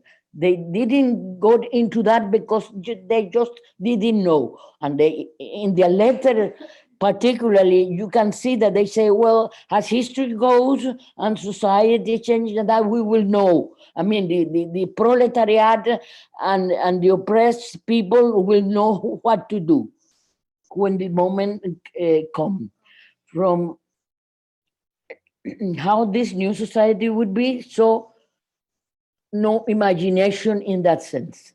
From the important events taking place in Europe during the time they arrived, during the time they were analyzing society, they arrived to the conception, interpretation, theory, which enriched the general view. Allow now me to remind that that first it was of the need to take or seize the political power. They then learned that this was not enough. I remind you of that. It's not enough, and that the machine or the machinery of the state, of the bourgeois state, had to be destroyed. But then stayed the question about what is going to replace the old machine that had been destroyed. And then the problem is they didn't know. And they acknowledge it. And we learn from that. Acknowledge we do not know. Again, they stay open, these questions stay open for many years. And then Again, they did not invent outside reality of society or of history. This is new machine, how this new machine, let's say machine, it's a metaphor, of course, would be. Marx and Engels considered the French Commune, as you remember, as the new form. And I want to underline now the word that Marx uses, finally discovered. So this finally, so transmits to us this endeavor, this thinking, but always restraining themselves or going beyond what they could do. So finally, they found something. And this expression tells us about a method also. They did not know what form would this new state would take, and therefore what form this new democracy would be, what kind, what form, what way, what to keep from the old liberal experience of liberal bourgeois democracy, because that existed. It's not something that is just going to be thrown like that. No, there are things to learn from this experience of humankind. If you And could so- wrap up soon, Isabel. Excuse me? If you could wrap up soon. Yes, I'm sorry. Yes. You know, no, but just, yeah. Yes. So this has to fit into this totality and establish links and being coherent with the rest of society, taking also into consideration social classes and the question of power. I now, this question of time, I want to then maybe skip some. I wanted to say, then I would not read, I will just, I want to underline the idea that socialist democracy is a new type of democracy. It's not another kind of democracy, but a new type. But a new type that is essentially different from any other kind of society, of democracy that could exist. It's a new type from bourgeois democracy. It's not a new democracy, but a new type of democracy. Now, this new type of democracy implies then the variety of model, but always in the line that is within that this kind of democracy has to be a different type, including the overcoming of inequality, the participation of the people or of all citizens, not only electing and then forgetting, but doing, like, for example, we do in Cuba for the new constitution. It's not that we voted the constitution also, it's that the text of the constitution was discussed by everybody in the island. Well, of course, children did not participate. And the opinion of the people were taken into consideration. The text of the constitution was changed according to our proposals, and a final revision was proposed to the people for the votation. So then it's then that the election and the form of the using voting comes into the situation. And finally, because this has been a real problem today in Latin America, imperialism. United States imperialism, the most terrible imperialism that mankind had known, is really doing everything they can to avoid that the new democracies of Latin America can really blossom, develop, go ahead. Even the FMI, the imperialists have invented the form that when the new links or progressive government comes into government, they can do very little, because the FMI and other forms has created such a force that it do not let the new governments go ahead with their changes. And that is the real danger for all kind of democracy, socialist or liberal democracy. Thank you so much.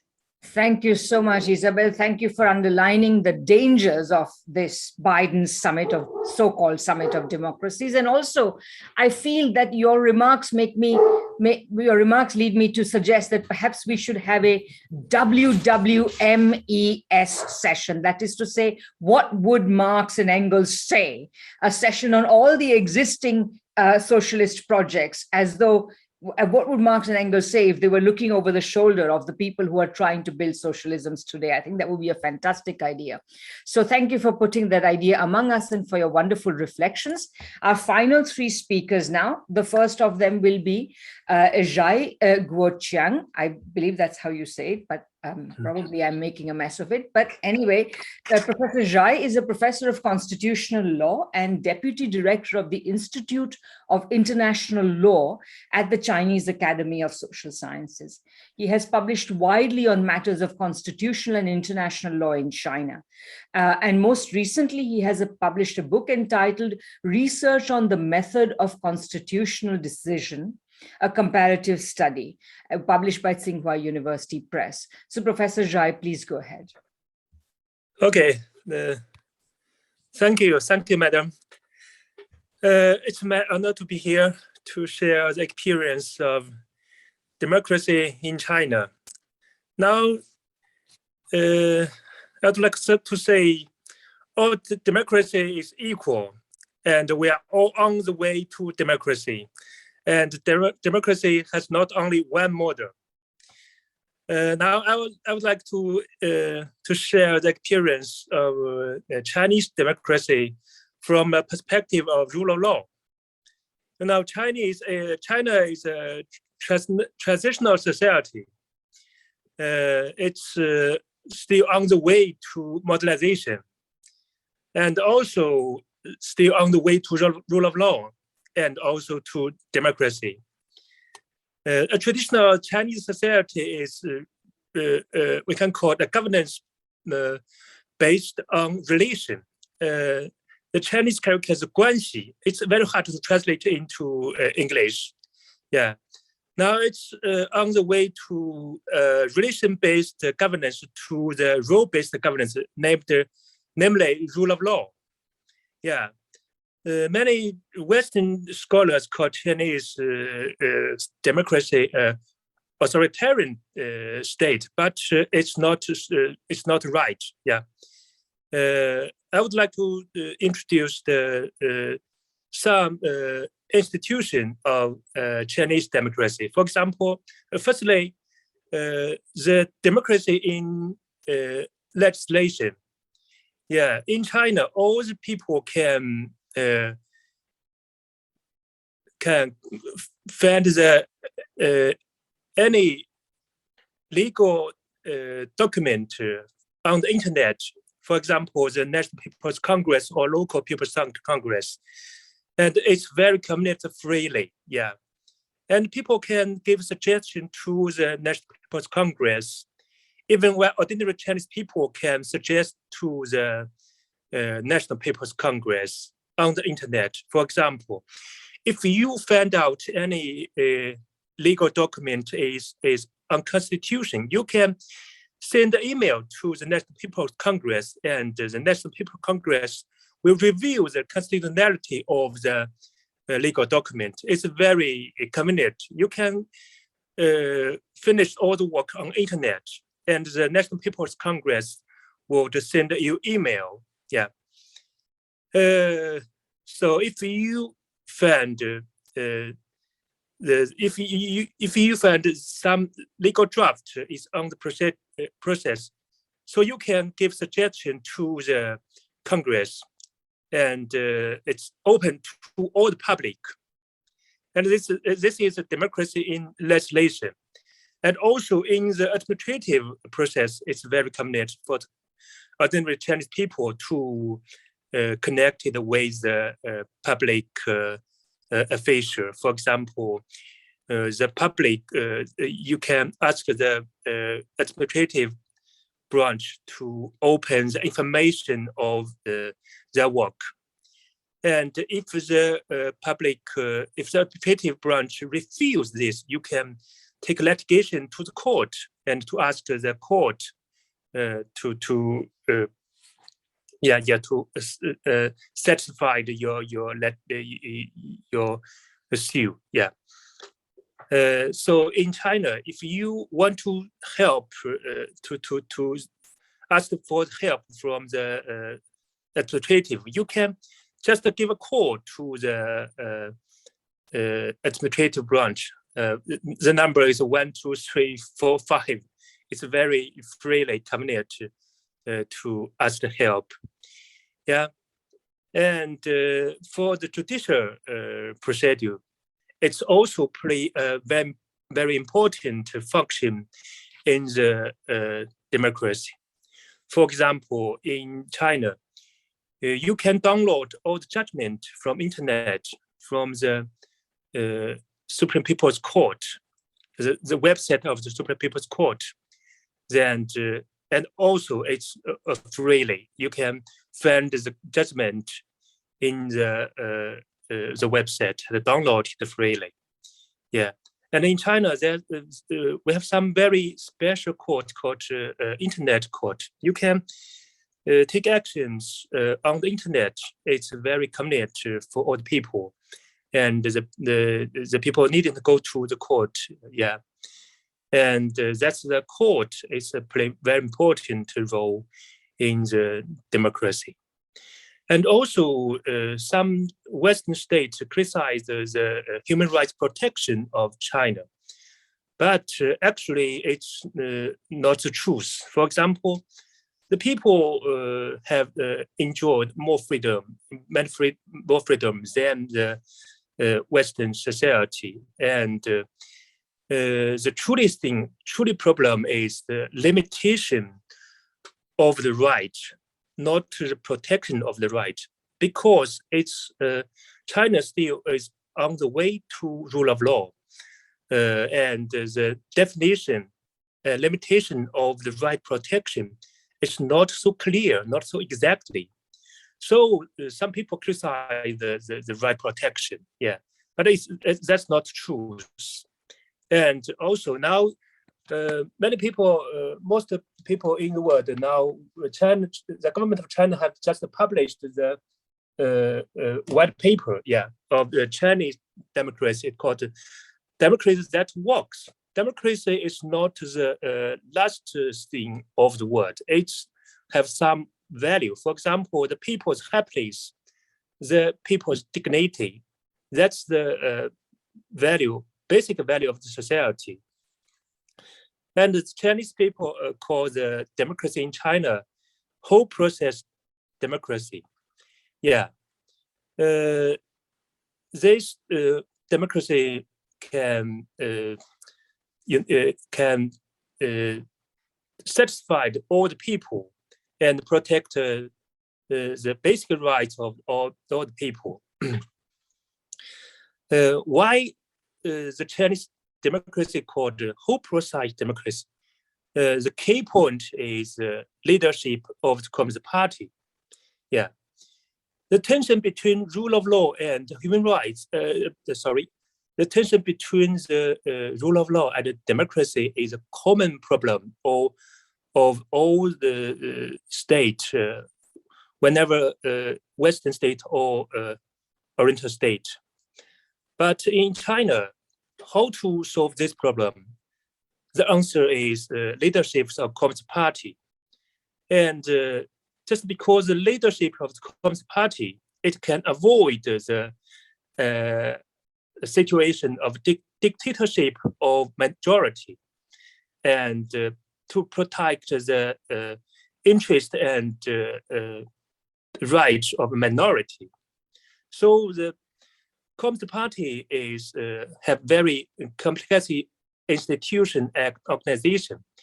In all the government branch, the Communist Party insisted to keep in touch with the people, always keep in touch with all the people in all the process of the governance. So that's why the Chinese democracy called whole process democracy. Yeah. So that's what I want to say. Thank you, madam. Thank you very much. Thank you so much for opening up the whole world of socialist legality and the ongoing, I think, effort of the revolutionary China to build socialist legality. So thank you very much. Our next speaker is Leila Brown Vincent, who is Assistant Professor of Cultural Anthropology and African Studies at Northeastern University. She's currently on leave as a Senior Research Fellow at the Kate Hamburger Kolleg Center for Global Cooperation and Research in Duisburg in Germany. She's the author of The Fire Now, Anti-Racist Scholarship in Times of Explicit Racial Violence. She is, along with Charis Burdenstelli, co-host of The Last Dope Intellectual, a radical Black podcast covering a wide range of social and political issues. So Leila, it's great to have you, and the floor is yours.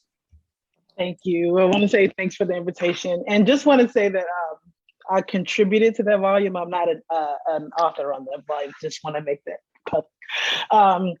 So, you know, I've been thinking about the nature of my contributions for today because I'm appreciative of the interventions of so many that have gone before me. And so I wanted to start by referencing a report that came out. So recently, according to a report by the International Idea think tank that came out just last month, the US found itself on this list of so-called backsliding democracies. And this is supposedly for the first time, right? And this is linked to supposedly the Trump years, and some of the measures that were used to make this decision were people's loss of confidence in the so-called democratic process in the US, pushbacks against freedom of assembly, which we saw largely in the summer of 2020 amidst the George Floyd protests.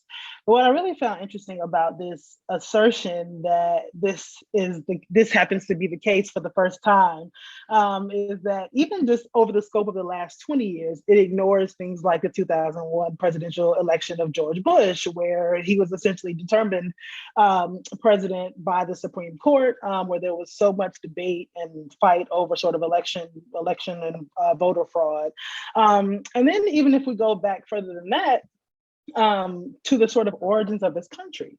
The US is a settler colonial project that was made possible only through the dispossession and genocidal atrocities committed against indigenous peoples, and then fortified by the dispossession, the disenfranchisement, and the forced labor of enslaved Africans. And that those two things made it possible to create a sort of this so-called capitalist bourgeois democracy.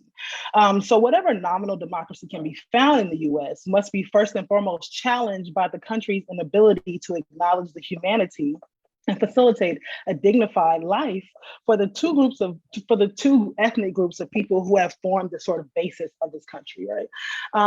And you know, even as Luna already mentioned, when she cited Nguyen's critique of the democratic process in the U.S., that the Republican and Democratic parties essentially represent two sides of the same coin. They fundamentally have the same interest. There might be some very nominal differences in the way some domestic policies are implemented, but when it comes to international policies, they essentially share the same positions. But what's also interesting is that the US fundamentally understands itself as a democracy based on electoral processes, right? And these sort of liberal notions of the idea of the individual. But even if we assess the sort of democratic nature of the capitalist bourgeois democracy in the US on its own terms and based on its own metrics, we see that even based on that, it is a failure, right? Because we know that in the US, less than half of the population participates, less than half even of the voter eligible population participates in electoral processes, right? And so that means that we have a country that is largely governed by, it is not governed by the consent of the majority. It is governed by a select few people who have been, for the most part, lied and coerced into electoral processes. And it's interesting because one of the things that, according to the so-called what is it, the Declaration of Independence that we're supposed to have access to in this country is the right to depose elected officials when they are no longer maintaining their promises, right? So that we're supposed to be, that governments are instituted among men, deriving their just powers from the consent of the governed, that whenever any form of government becomes destructive of those ends, it is the right of the people to alter or abolish it and to institute new government. But this is something that is ostensibly out of reach, and in any sort of practical way is out of reach to us in the US. But beyond that, it's something that I think is inconceivable to most US citizens. There's no denying the fact that coups d'etats are largely a result of sort of political sort of disruption in order. But one of the things that I think is interesting about coups d'etats and our inability to enact them in the US is that I actually do think that they represent, when they are not military coups d'etats, they represent a fundamental belief in the ability to hold people accountable, to hold our officials accountable to the promises that they make. We really, for all intents and purposes, lack that ability to do so in the US. I think two of the other sort of more egregious ways that we see the farce or the joke of American democracy is the US complicity in supporting the genocidal settler colonial project of Israel, and its determination to impose Juan Guaido as the president of Venezuela, a person who in January of 2019, when he was supposed to be president, less than 1% of the country knew his name, right? But I think even in the context of the US, what becomes interesting in this moment as we see fights over critical race theory, we see a fundamental fight over the educational project in the US. And there seems to be in the US a refusal to create a fundamentally educated critical electorate or population, right? And there is an interest in divesting from public education. And so I think two of the sort of most fundamental ways that we can see what a democratic state, the commitment of a democratic state to its people are investments in education and healthcare and housing, right? And that is something that we fundamentally see the US lacking. And so what I wanted to maybe end on is a reflection that I made last year in watching the way that Cuba and Venezuela handled the COVID-19 pandemic in contradistinction to the sort of way that the US handled the pandemic. So in the immediate aftermath of the triumph of the Cuban Revolution, Castro and his cabinet, based on the logic informing socialist beliefs that everyone has an equal right to life and dignity, poured significant amounts of government resources into universal healthcare and educational systems. Revolutionary Cuban internationalism is a product of the desire to counter the prevailing McCarthyian logic of the day and spread revolutionary socialist ideas in Africa, Latin America, and the rest of the world. For more than 6 decades, the Cuban internationalism has been seen at play all over the world. The country is perhaps best known for its medical diplomacy programs, sending doctors all over the world, mostly to so-called developing nations. In the aftermath of Hurricane Katrina, Cuba and Venezuela were among the first countries to offer assistance, even before the national, state, or even local Louisiana governments. The US State Department rejected these offers of assistance.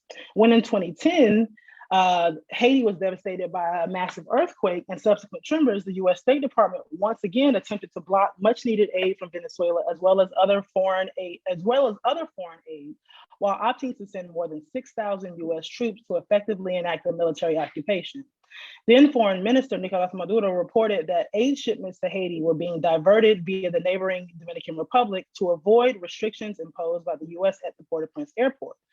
Doctors Without Borders has also criticized the US prioritization of military logistics over food and medical aid, saying planes carrying urgently needed surgical equipment and drugs have been turned away 5 times, and even though the agency received prior authorization to land. During the same period, thanks to Venezuelan-owned Citgo Oil's heating subsidies, thousands of American citizens received heating services for several brutal Northeastern winters.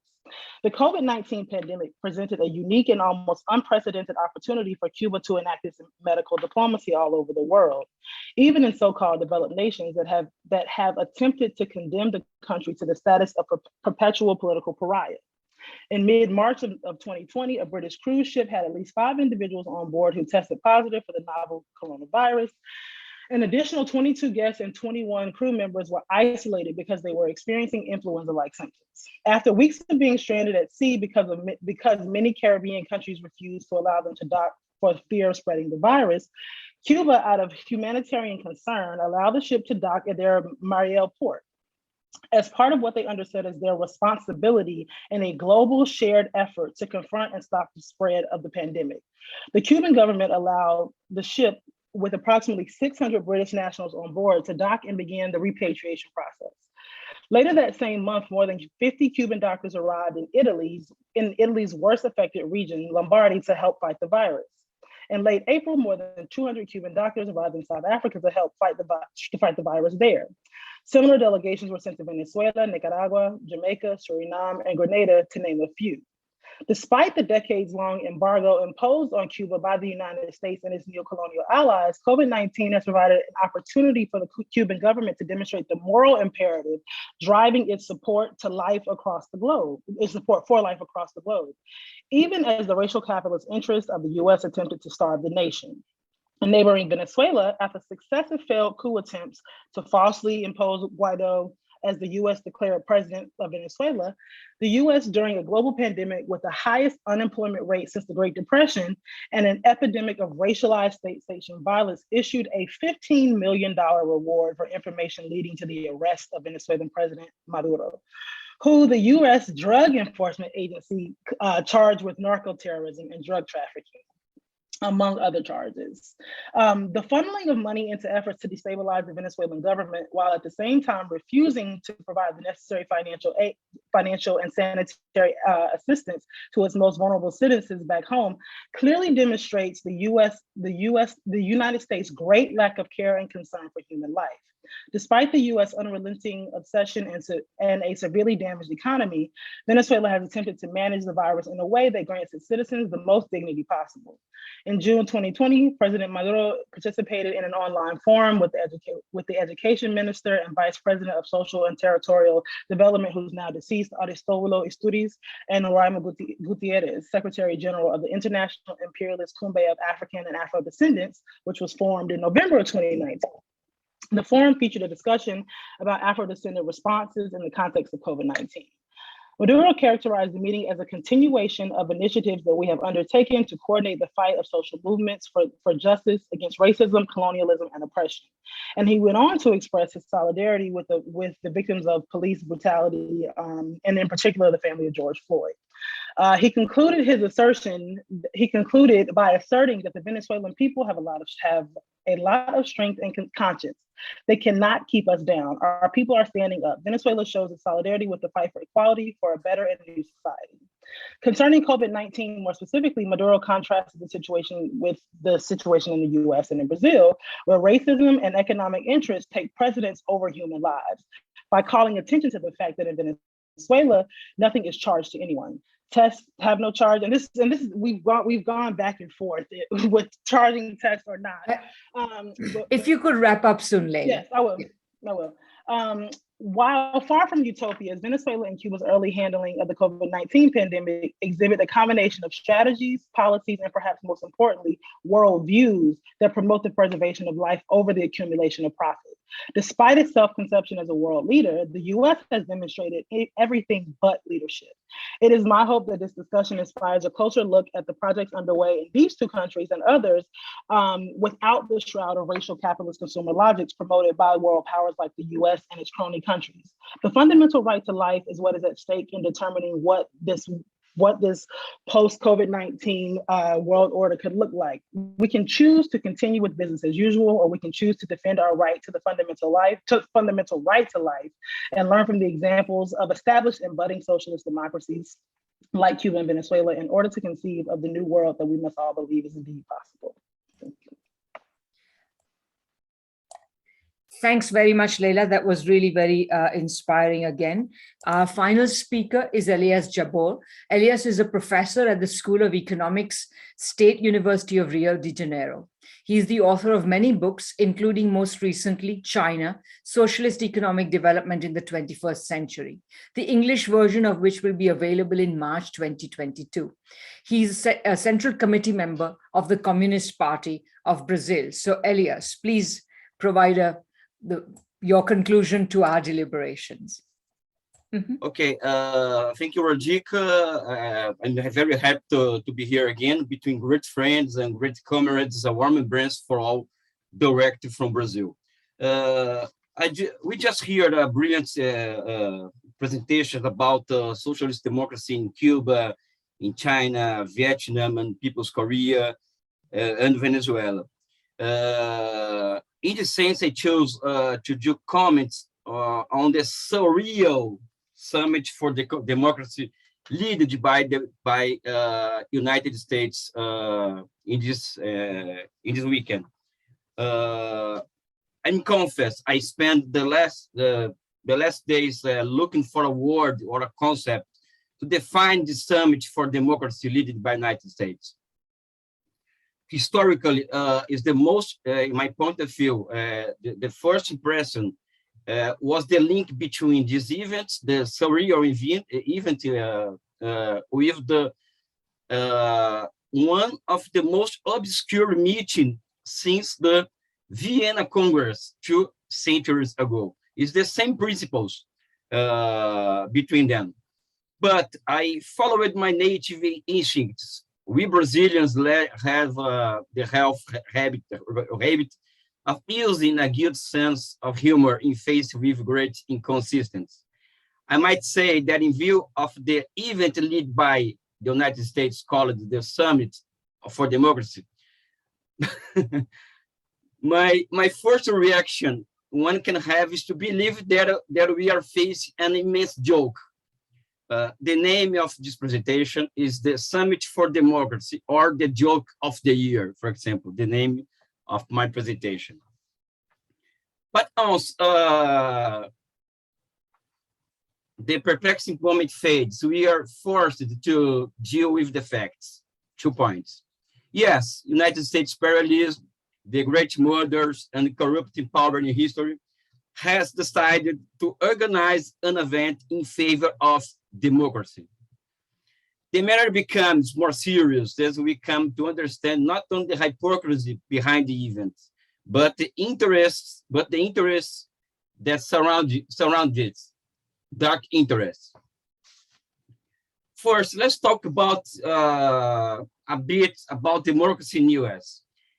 It's interesting to note that a country that promotes its rights to define the concepts and leads the defense of democracy and human rights has the popularity of its presidents determined by war decisions. In other words, the two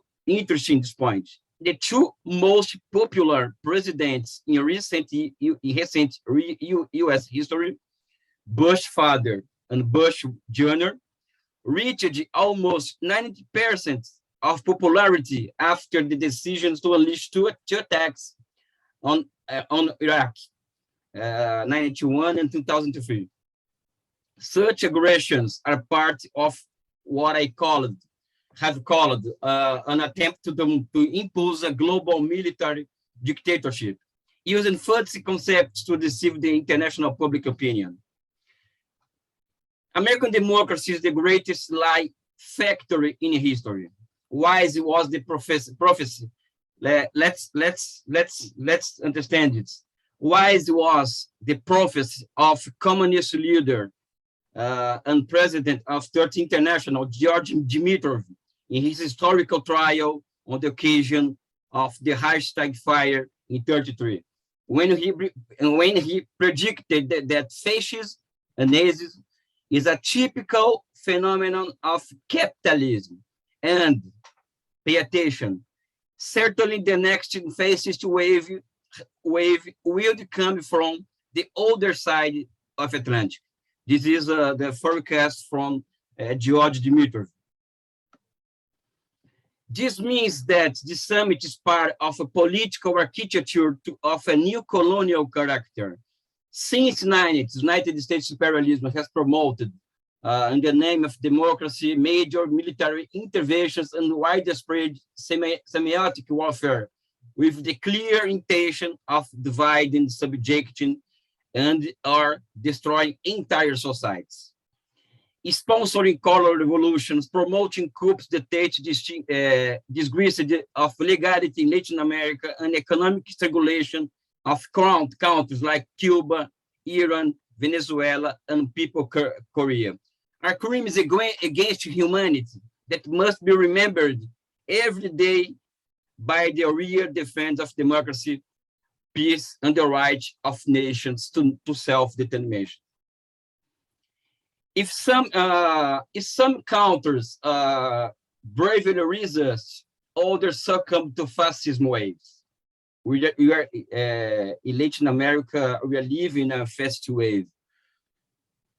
I'm not surprised that a fascist like Jair Bolsonaro, a fascist, was invited to the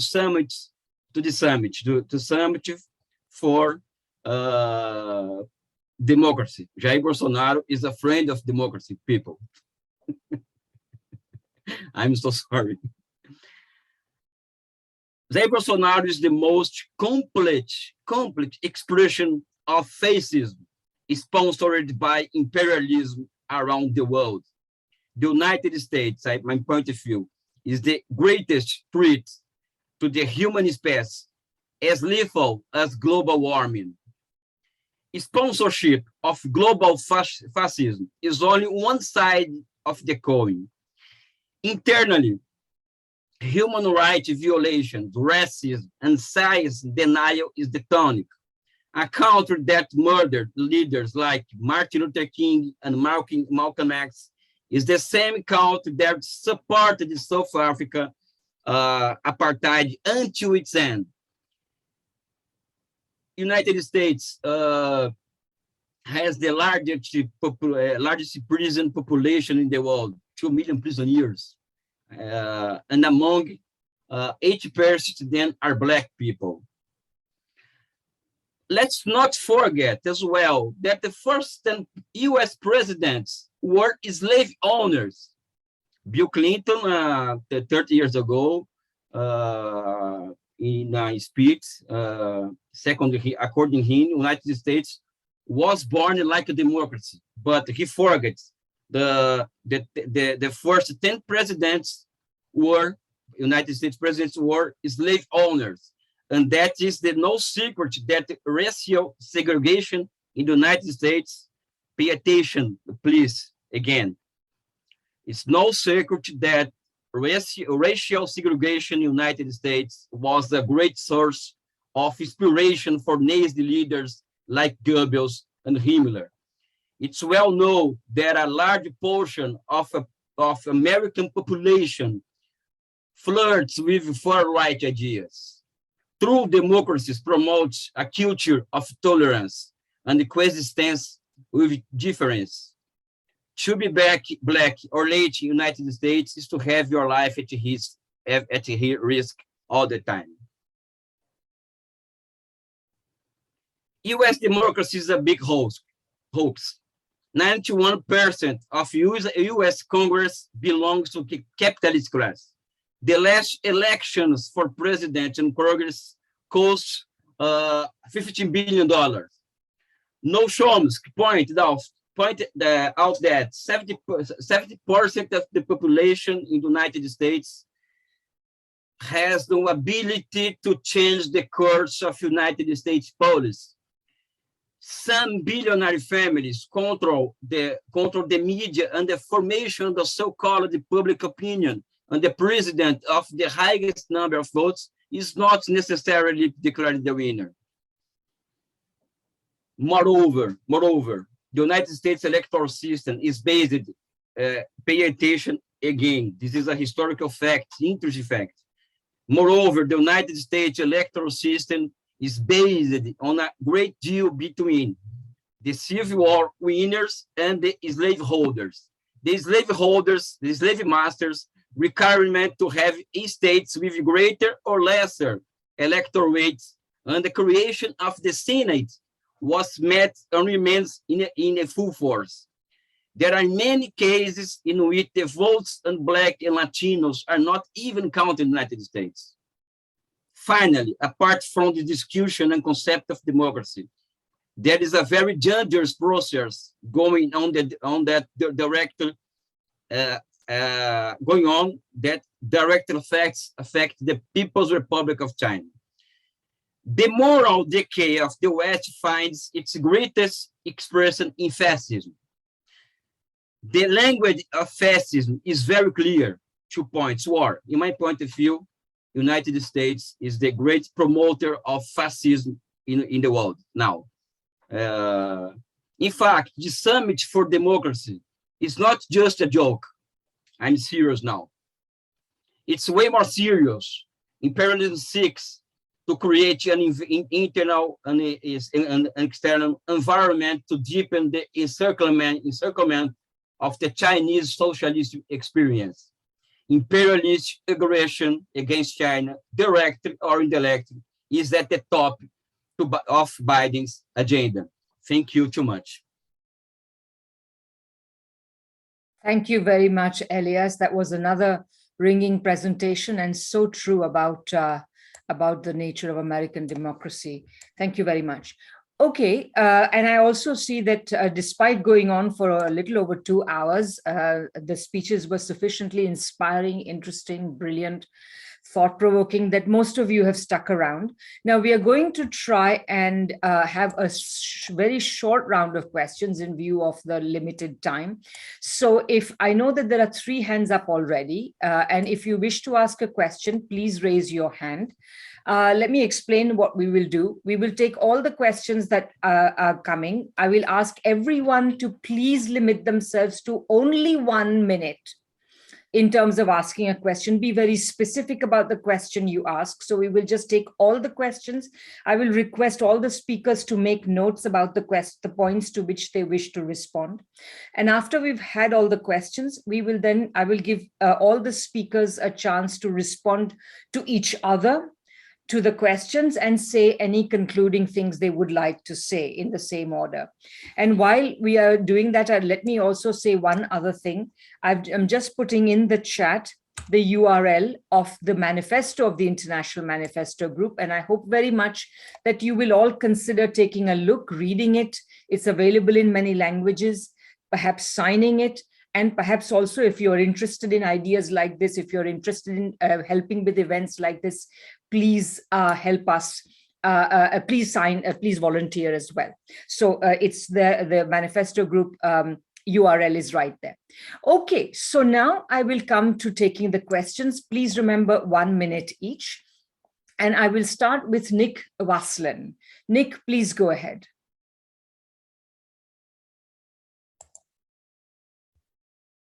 Are you there, Nick?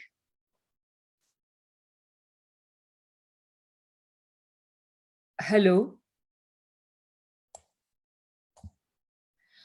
Okay, Nick, if you can message me if you're having difficulties, I will solve that. I will next go to Sally Whitehead. Sally, please go ahead.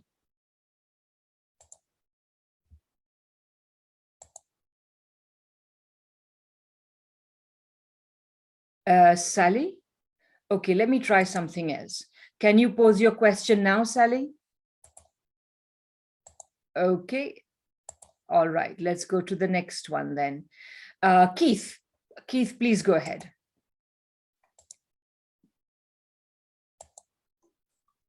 Keith Bennett.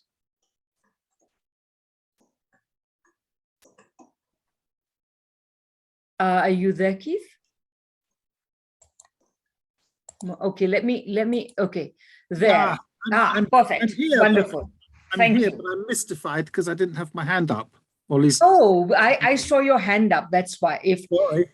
No. Okay, please, if you don't want to ask a question, please lower your hand.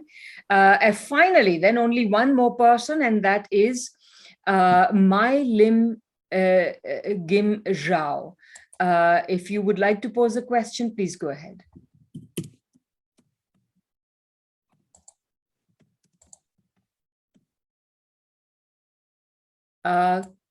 Radhika, do you need to elevate people to participate? I just did actually in the case of. Okay, can you? I think my Lim Gimzhao is elevated, but I don't see him. Yes. Can you say your question, please? Yes. So after, as far as we are concerned, after China underwent important change and also reform, has China already softened or already simmered down in terms of Marxism standpoint against United States on, as well as the world war as well? Yes. Was that question clear to everyone? I'm assuming it was. Maybe could you also write it down in the chat, and I will rephrase it in a minute. I will now go to Jim Grant. Jim, please ask your question. Hi, yeah, thanks very much to everybody for their contributions today. I've thoroughly enjoyed it. The question is, in terms of the internationalism, you know, I've heard a lot of different talks today about what's happening in different countries, and it's all really positive and very good. My concern is that, you know, but how do we keep this going? How do we make it international? How do these different areas all come together, so that the rest of us have something then to join, so that we're not having economic competitions even between different systems? Hope that question's all right. Great, thank you. Jenny Blackwell, please ask your question.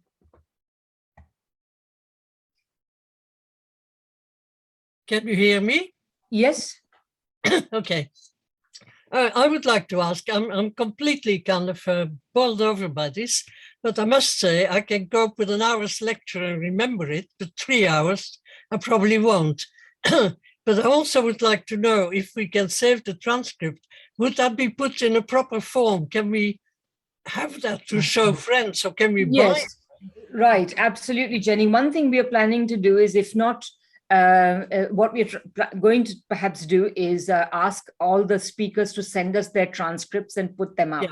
So we'll try and do that for sure. And this entire event will also go on the website, so you will be able to hear it again, or parts of it, as you please. The problem is, I mean, I read a lot in politics, but it should be available to people. I have learned a lot, and I say that not in a proud way, but I'm politically informed because it's what I do. But there are lots of people for whom those facts are completely new, and we should have that in an accessible form. Absolutely. Thank you so much. Thank you. I think we can all say we have all learned a lot. I'm going to take only the final two people now, and that is Ben Hay Him. Please ask your question. Hello, can you hear me? Yes. Thanks a lot for all the speakers. It was really cool to hear people from all over the world talking about this. So mine, I'm going to try to keep it a brief, like two-part question. The first part being that I'm from the United States, and I'm descended from the settlers, the white settlers, and I'm wondering what people from Venezuela or Cuba or elsewhere believe that the most important thing for a leftist in the US can do. And then my second kind of part of that is my dad was listening with me, and he's very sympathetic. I don't know if he would call himself a leftist, but he's very sympathetic and he agrees on a lot of issues. But he was also saying that he hears a lot of jargon and a lot of buzzwords. And I'm wondering about how to best communicate with people who might be sympathetic to me, but but just don't hear the words and shut down. Great, thank you. And final question from Tommy. Please go ahead, Tommy. Tommy?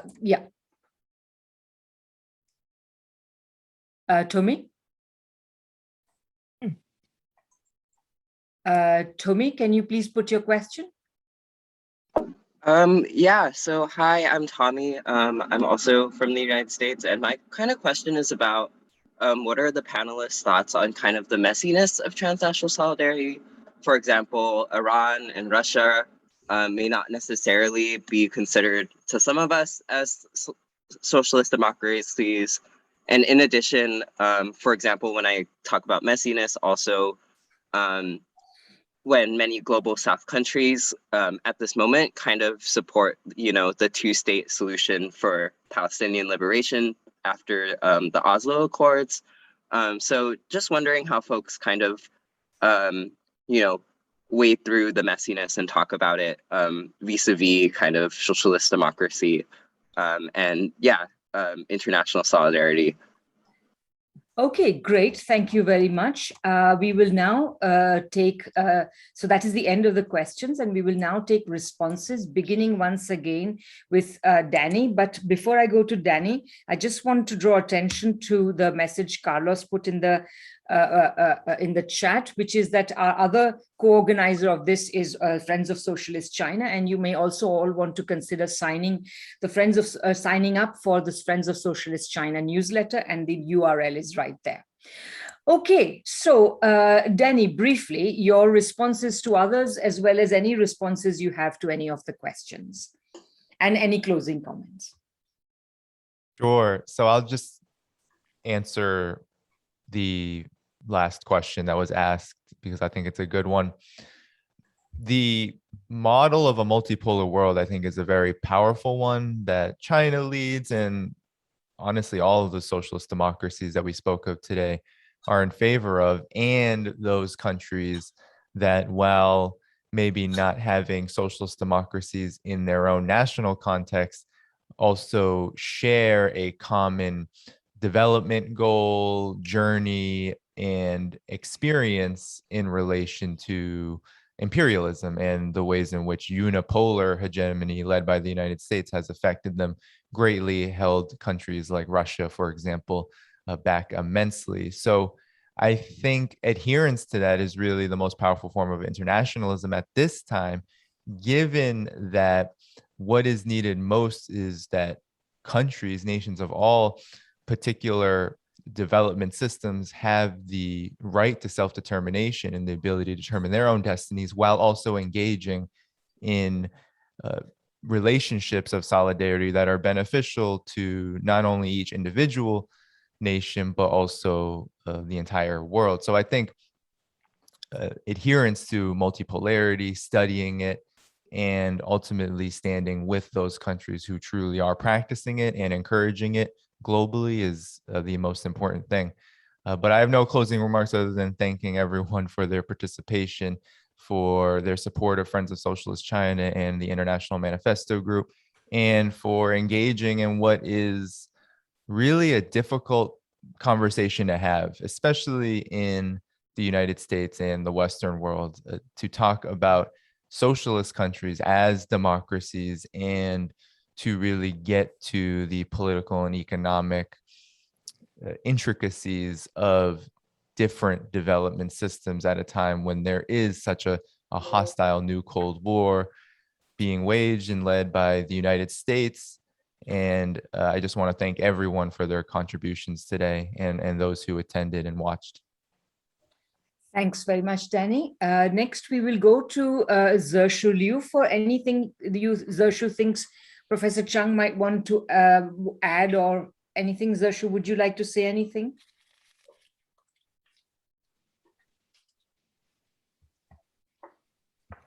I actually want to respond to the question about what the left in the United States could do. Because I do have some feelings about the situation of the left in the US. I think the first thing that people should do is to get clear, to present a very clear and specific concept of the left, what it means, because I always feel absurd that people in the United States, refer to the Democrats as the left. And then a lot of people involved in any kind of politics and have any negative opinions about the government as the left. I think the first thing is to get a clear idea about what left is, and also how the left should be related to the idea of socialism and communism too, because those words have been demonized in the Anglo-American context, that any mention of it would be categorized as, anti-social or mad people, radicals, extremely radical people who do not care about the well-being of the society. I think it's, the first thing to do is to present socialism in its own meaning, in relation to the emancipation of the people, the well-being of the people, the freedom, the ultimate freedom of the people. And that's what I want to say. Okay, thank you so much, Zashu. And that was, Carlos is unfortunately had to leave early, so I'm going to now go to Luna Oy or Luna Nguyen. Luna, please go ahead.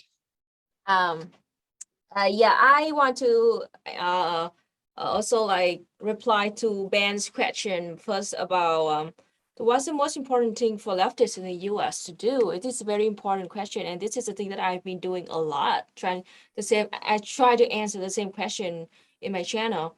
I think that like you as looking at you, the imperial court, from the perspective of Vietnamese living in Vietnam, the first thing you need to do is educate yourself, like from according to your ability to according to your need. If you can, educate yourself, read more, and maybe listen to more from people like people of color like me, and like try to spend more time listening to people outside of the imperial core.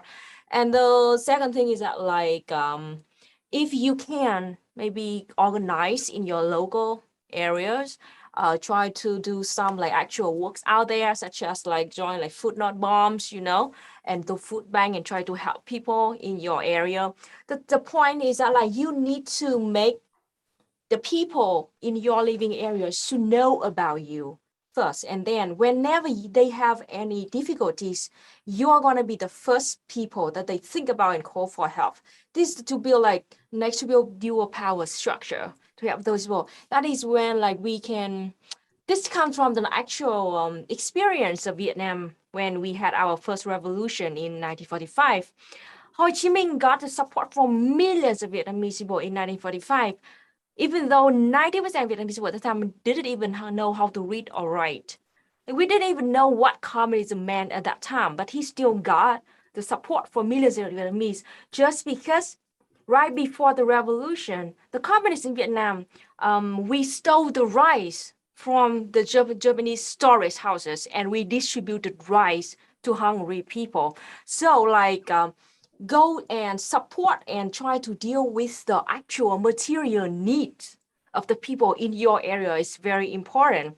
The second question is about how to communicate to sympathetic people, the people who like, still like don't like communism, but sympathetic, I think the best thing to do is to show them the true nature of the USA, just tell them like, what the USA did to indigenous people, and then what the USA did to Cuba, to Vietnamese, to other countries like that. Like, just ask them like, do they deserve to be treated like that? So like, just go from the simple small thing like that, and time after time, I hope that you can leverage your communication with those people. So then that's it. Again, like I am a dialectical materialist, so you must come from the material base before you have any higher education on people. Thank you so much, Luna. Next is Kiul Chung. Please go ahead, Kiul.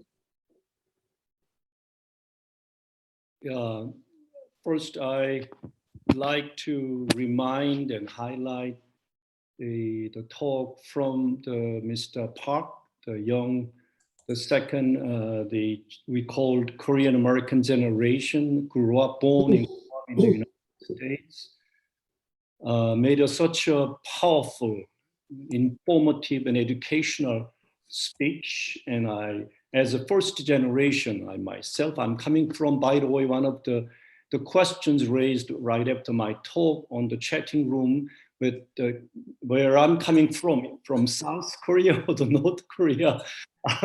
I'm from the geographically from South Korea, but there is no two Koreas. There's only one Korea. We are talking about the tens of thousands of years that has been divided by the outside forces, quote unquote imperialist, the strategic intention to divide us last 76 years. But back to the point I was talking about, the picture, the stereotypical image of the DPRK, Cuba, Venezuela, China, Russia, any anti-imperialist, any independent, self-determined nation or not have been unimaginably demonized the day and night by the US and Western so-called corporate media, the mainstream media, including the Japanese and the South Korean, the pro-US and pro-Japanese, the corporate media, in unison, day and night, pumping out the demonized, the manufactured image of such as the society, the DPRK, as the brother, the Mr. Park said, I hope every one of you or everyone who listens to this, the occasion, encourage you to visit the northern part of Korea, the DPRK, and you go there to see what kind of society, what kind of socialist democracy has been flourishing last over 70 some years under unbelievable non-stop sanctions and non-stop the nuclear war threats, but that nation not only has survived, but also, according to the Dr. Jeffrey Lewis from US mainstream, the scholar, the game is over and the North Korea has won. I hope, I'd like to encourage you to go there to see what the real picture of that over 70-year-long non-stop demonized society is all about. So again, I am deeply appreciative to young, still late 20s, young gentleman, the Park. The speech was amazingly well done. So again, that's my comment. Again, I'm coming from South, but I'm going back and forth, but I'm not allowed to return to South Korea for over 22 years, by the way. Thank you. Yeah, another example of the great democratic character of some of the regimes that President Biden is hosting. Now, next speaker is Roland Boer. Roland, please go ahead. A couple of brief comments. The first one, when we're talking about democracy, perhaps there's two levels among many that we need to consider. One is internal to a country. The other one is between countries. And, the principle of no matter how large or small, each one has an equal voice applies internationally to each country. And in the current reality of the long-term coexistence of capitalist countries and socialist countries, this is a reality.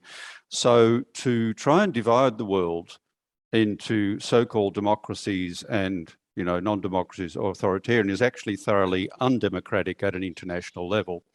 And the second one, this is more of a suggestion, is that ultimately, socialist democracy itself is not an end, but a means.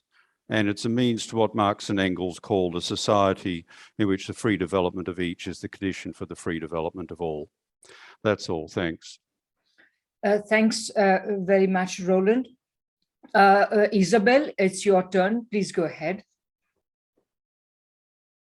Do you hear me? Yes. No, I've heard with much interest the question and the last intervention of the colleagues, and there is only one point that it seems to me that has been expressed, and I want to underline the importance, that is the role of consciousness. and what Gramsci called collective will. Yes, we are Marxist, and therefore for us it's very clear the role of material forces in society, economic forces, etc. This is the point of departure. But it is very clear that it was essential for Marx and Engels, and so also for the great Marxists that came afterward, Lenin, Gramsci, Rosa, Fidel, etc., Mariatti in the case, Ho Chi Minh, of course, is that the formation of consciousness. If all these needs, is all this problem, is this claim, the need for changes, do not get into the head of the people in a clear way so they understand the world. Marx didn't say do not understand the world, only practice. No, you need to understand the world so the practice is based in a right understanding of the world. That is a theory, a comprehension of not only of your country, but what is going on in the whole world. And then that has to go through the head of the people. And the people, when the new thought, new understanding, they can really then direct their will and fight. People has to fight. People have been always fighting, but we have to stress that this is essential. Democracy is a process. Democracy is never ending. The fight for democracy is never ending. New changes have to come into democracy as the history goes forward. New things are coming up, new needs, new wantings, and then democracy has to move in that sense too. And if you have, for the real development of democracy, you need a clear culture consciousness citizen is essential. The participation of synthesis. I remember Marx in the first volume of Capital underlying the importance of ethics and politics as a second factor, which he called Haupt, that is main, to differentiate it from fundamental. And then the colleagues that demand, what can the United States do but fight against imperialism together with the whole world that is fighting against imperialism? Democracy, real democracy that goes beyond liberal democracy is not possible with imperialism intervening and creating wars and oppressing people of their own country and other countries. This is, I think this is important to have in mind also for democracy. Thank you so much, Isabel. Thank you very much for your very important interventions. Next is Chu Han Park. Please go ahead, Chu Han. Thank you so much. I don't have any closing comments today. I think that everyone else has done a pretty spectacular job of wrapping this up. I do want to plug Norutol and let everyone know where you can find us. We're on social media at Norutol, that's NODUTDOL. You can also visit our website at norutol.org. As a personal note, I would like to extend a very warm thank you to Chung Kyosunim for his very kind words. Dr. Chung was very supportive and generous with his time leading up to this, and really with his entire life, which he has dedicated to the cause of Korean liberation. If he seems very excited, it's because I think what Norutol is doing today would not be possible without a previous generation of folks like him who have sacrificed a lot and done a lot to make the higher consciousness of a new generation possible. So, 감사합니다. Thank you to everyone. And I'll pass on to the next speaker. Thanks so much. And the next speaker is Jai-Go Cheng. Please go ahead.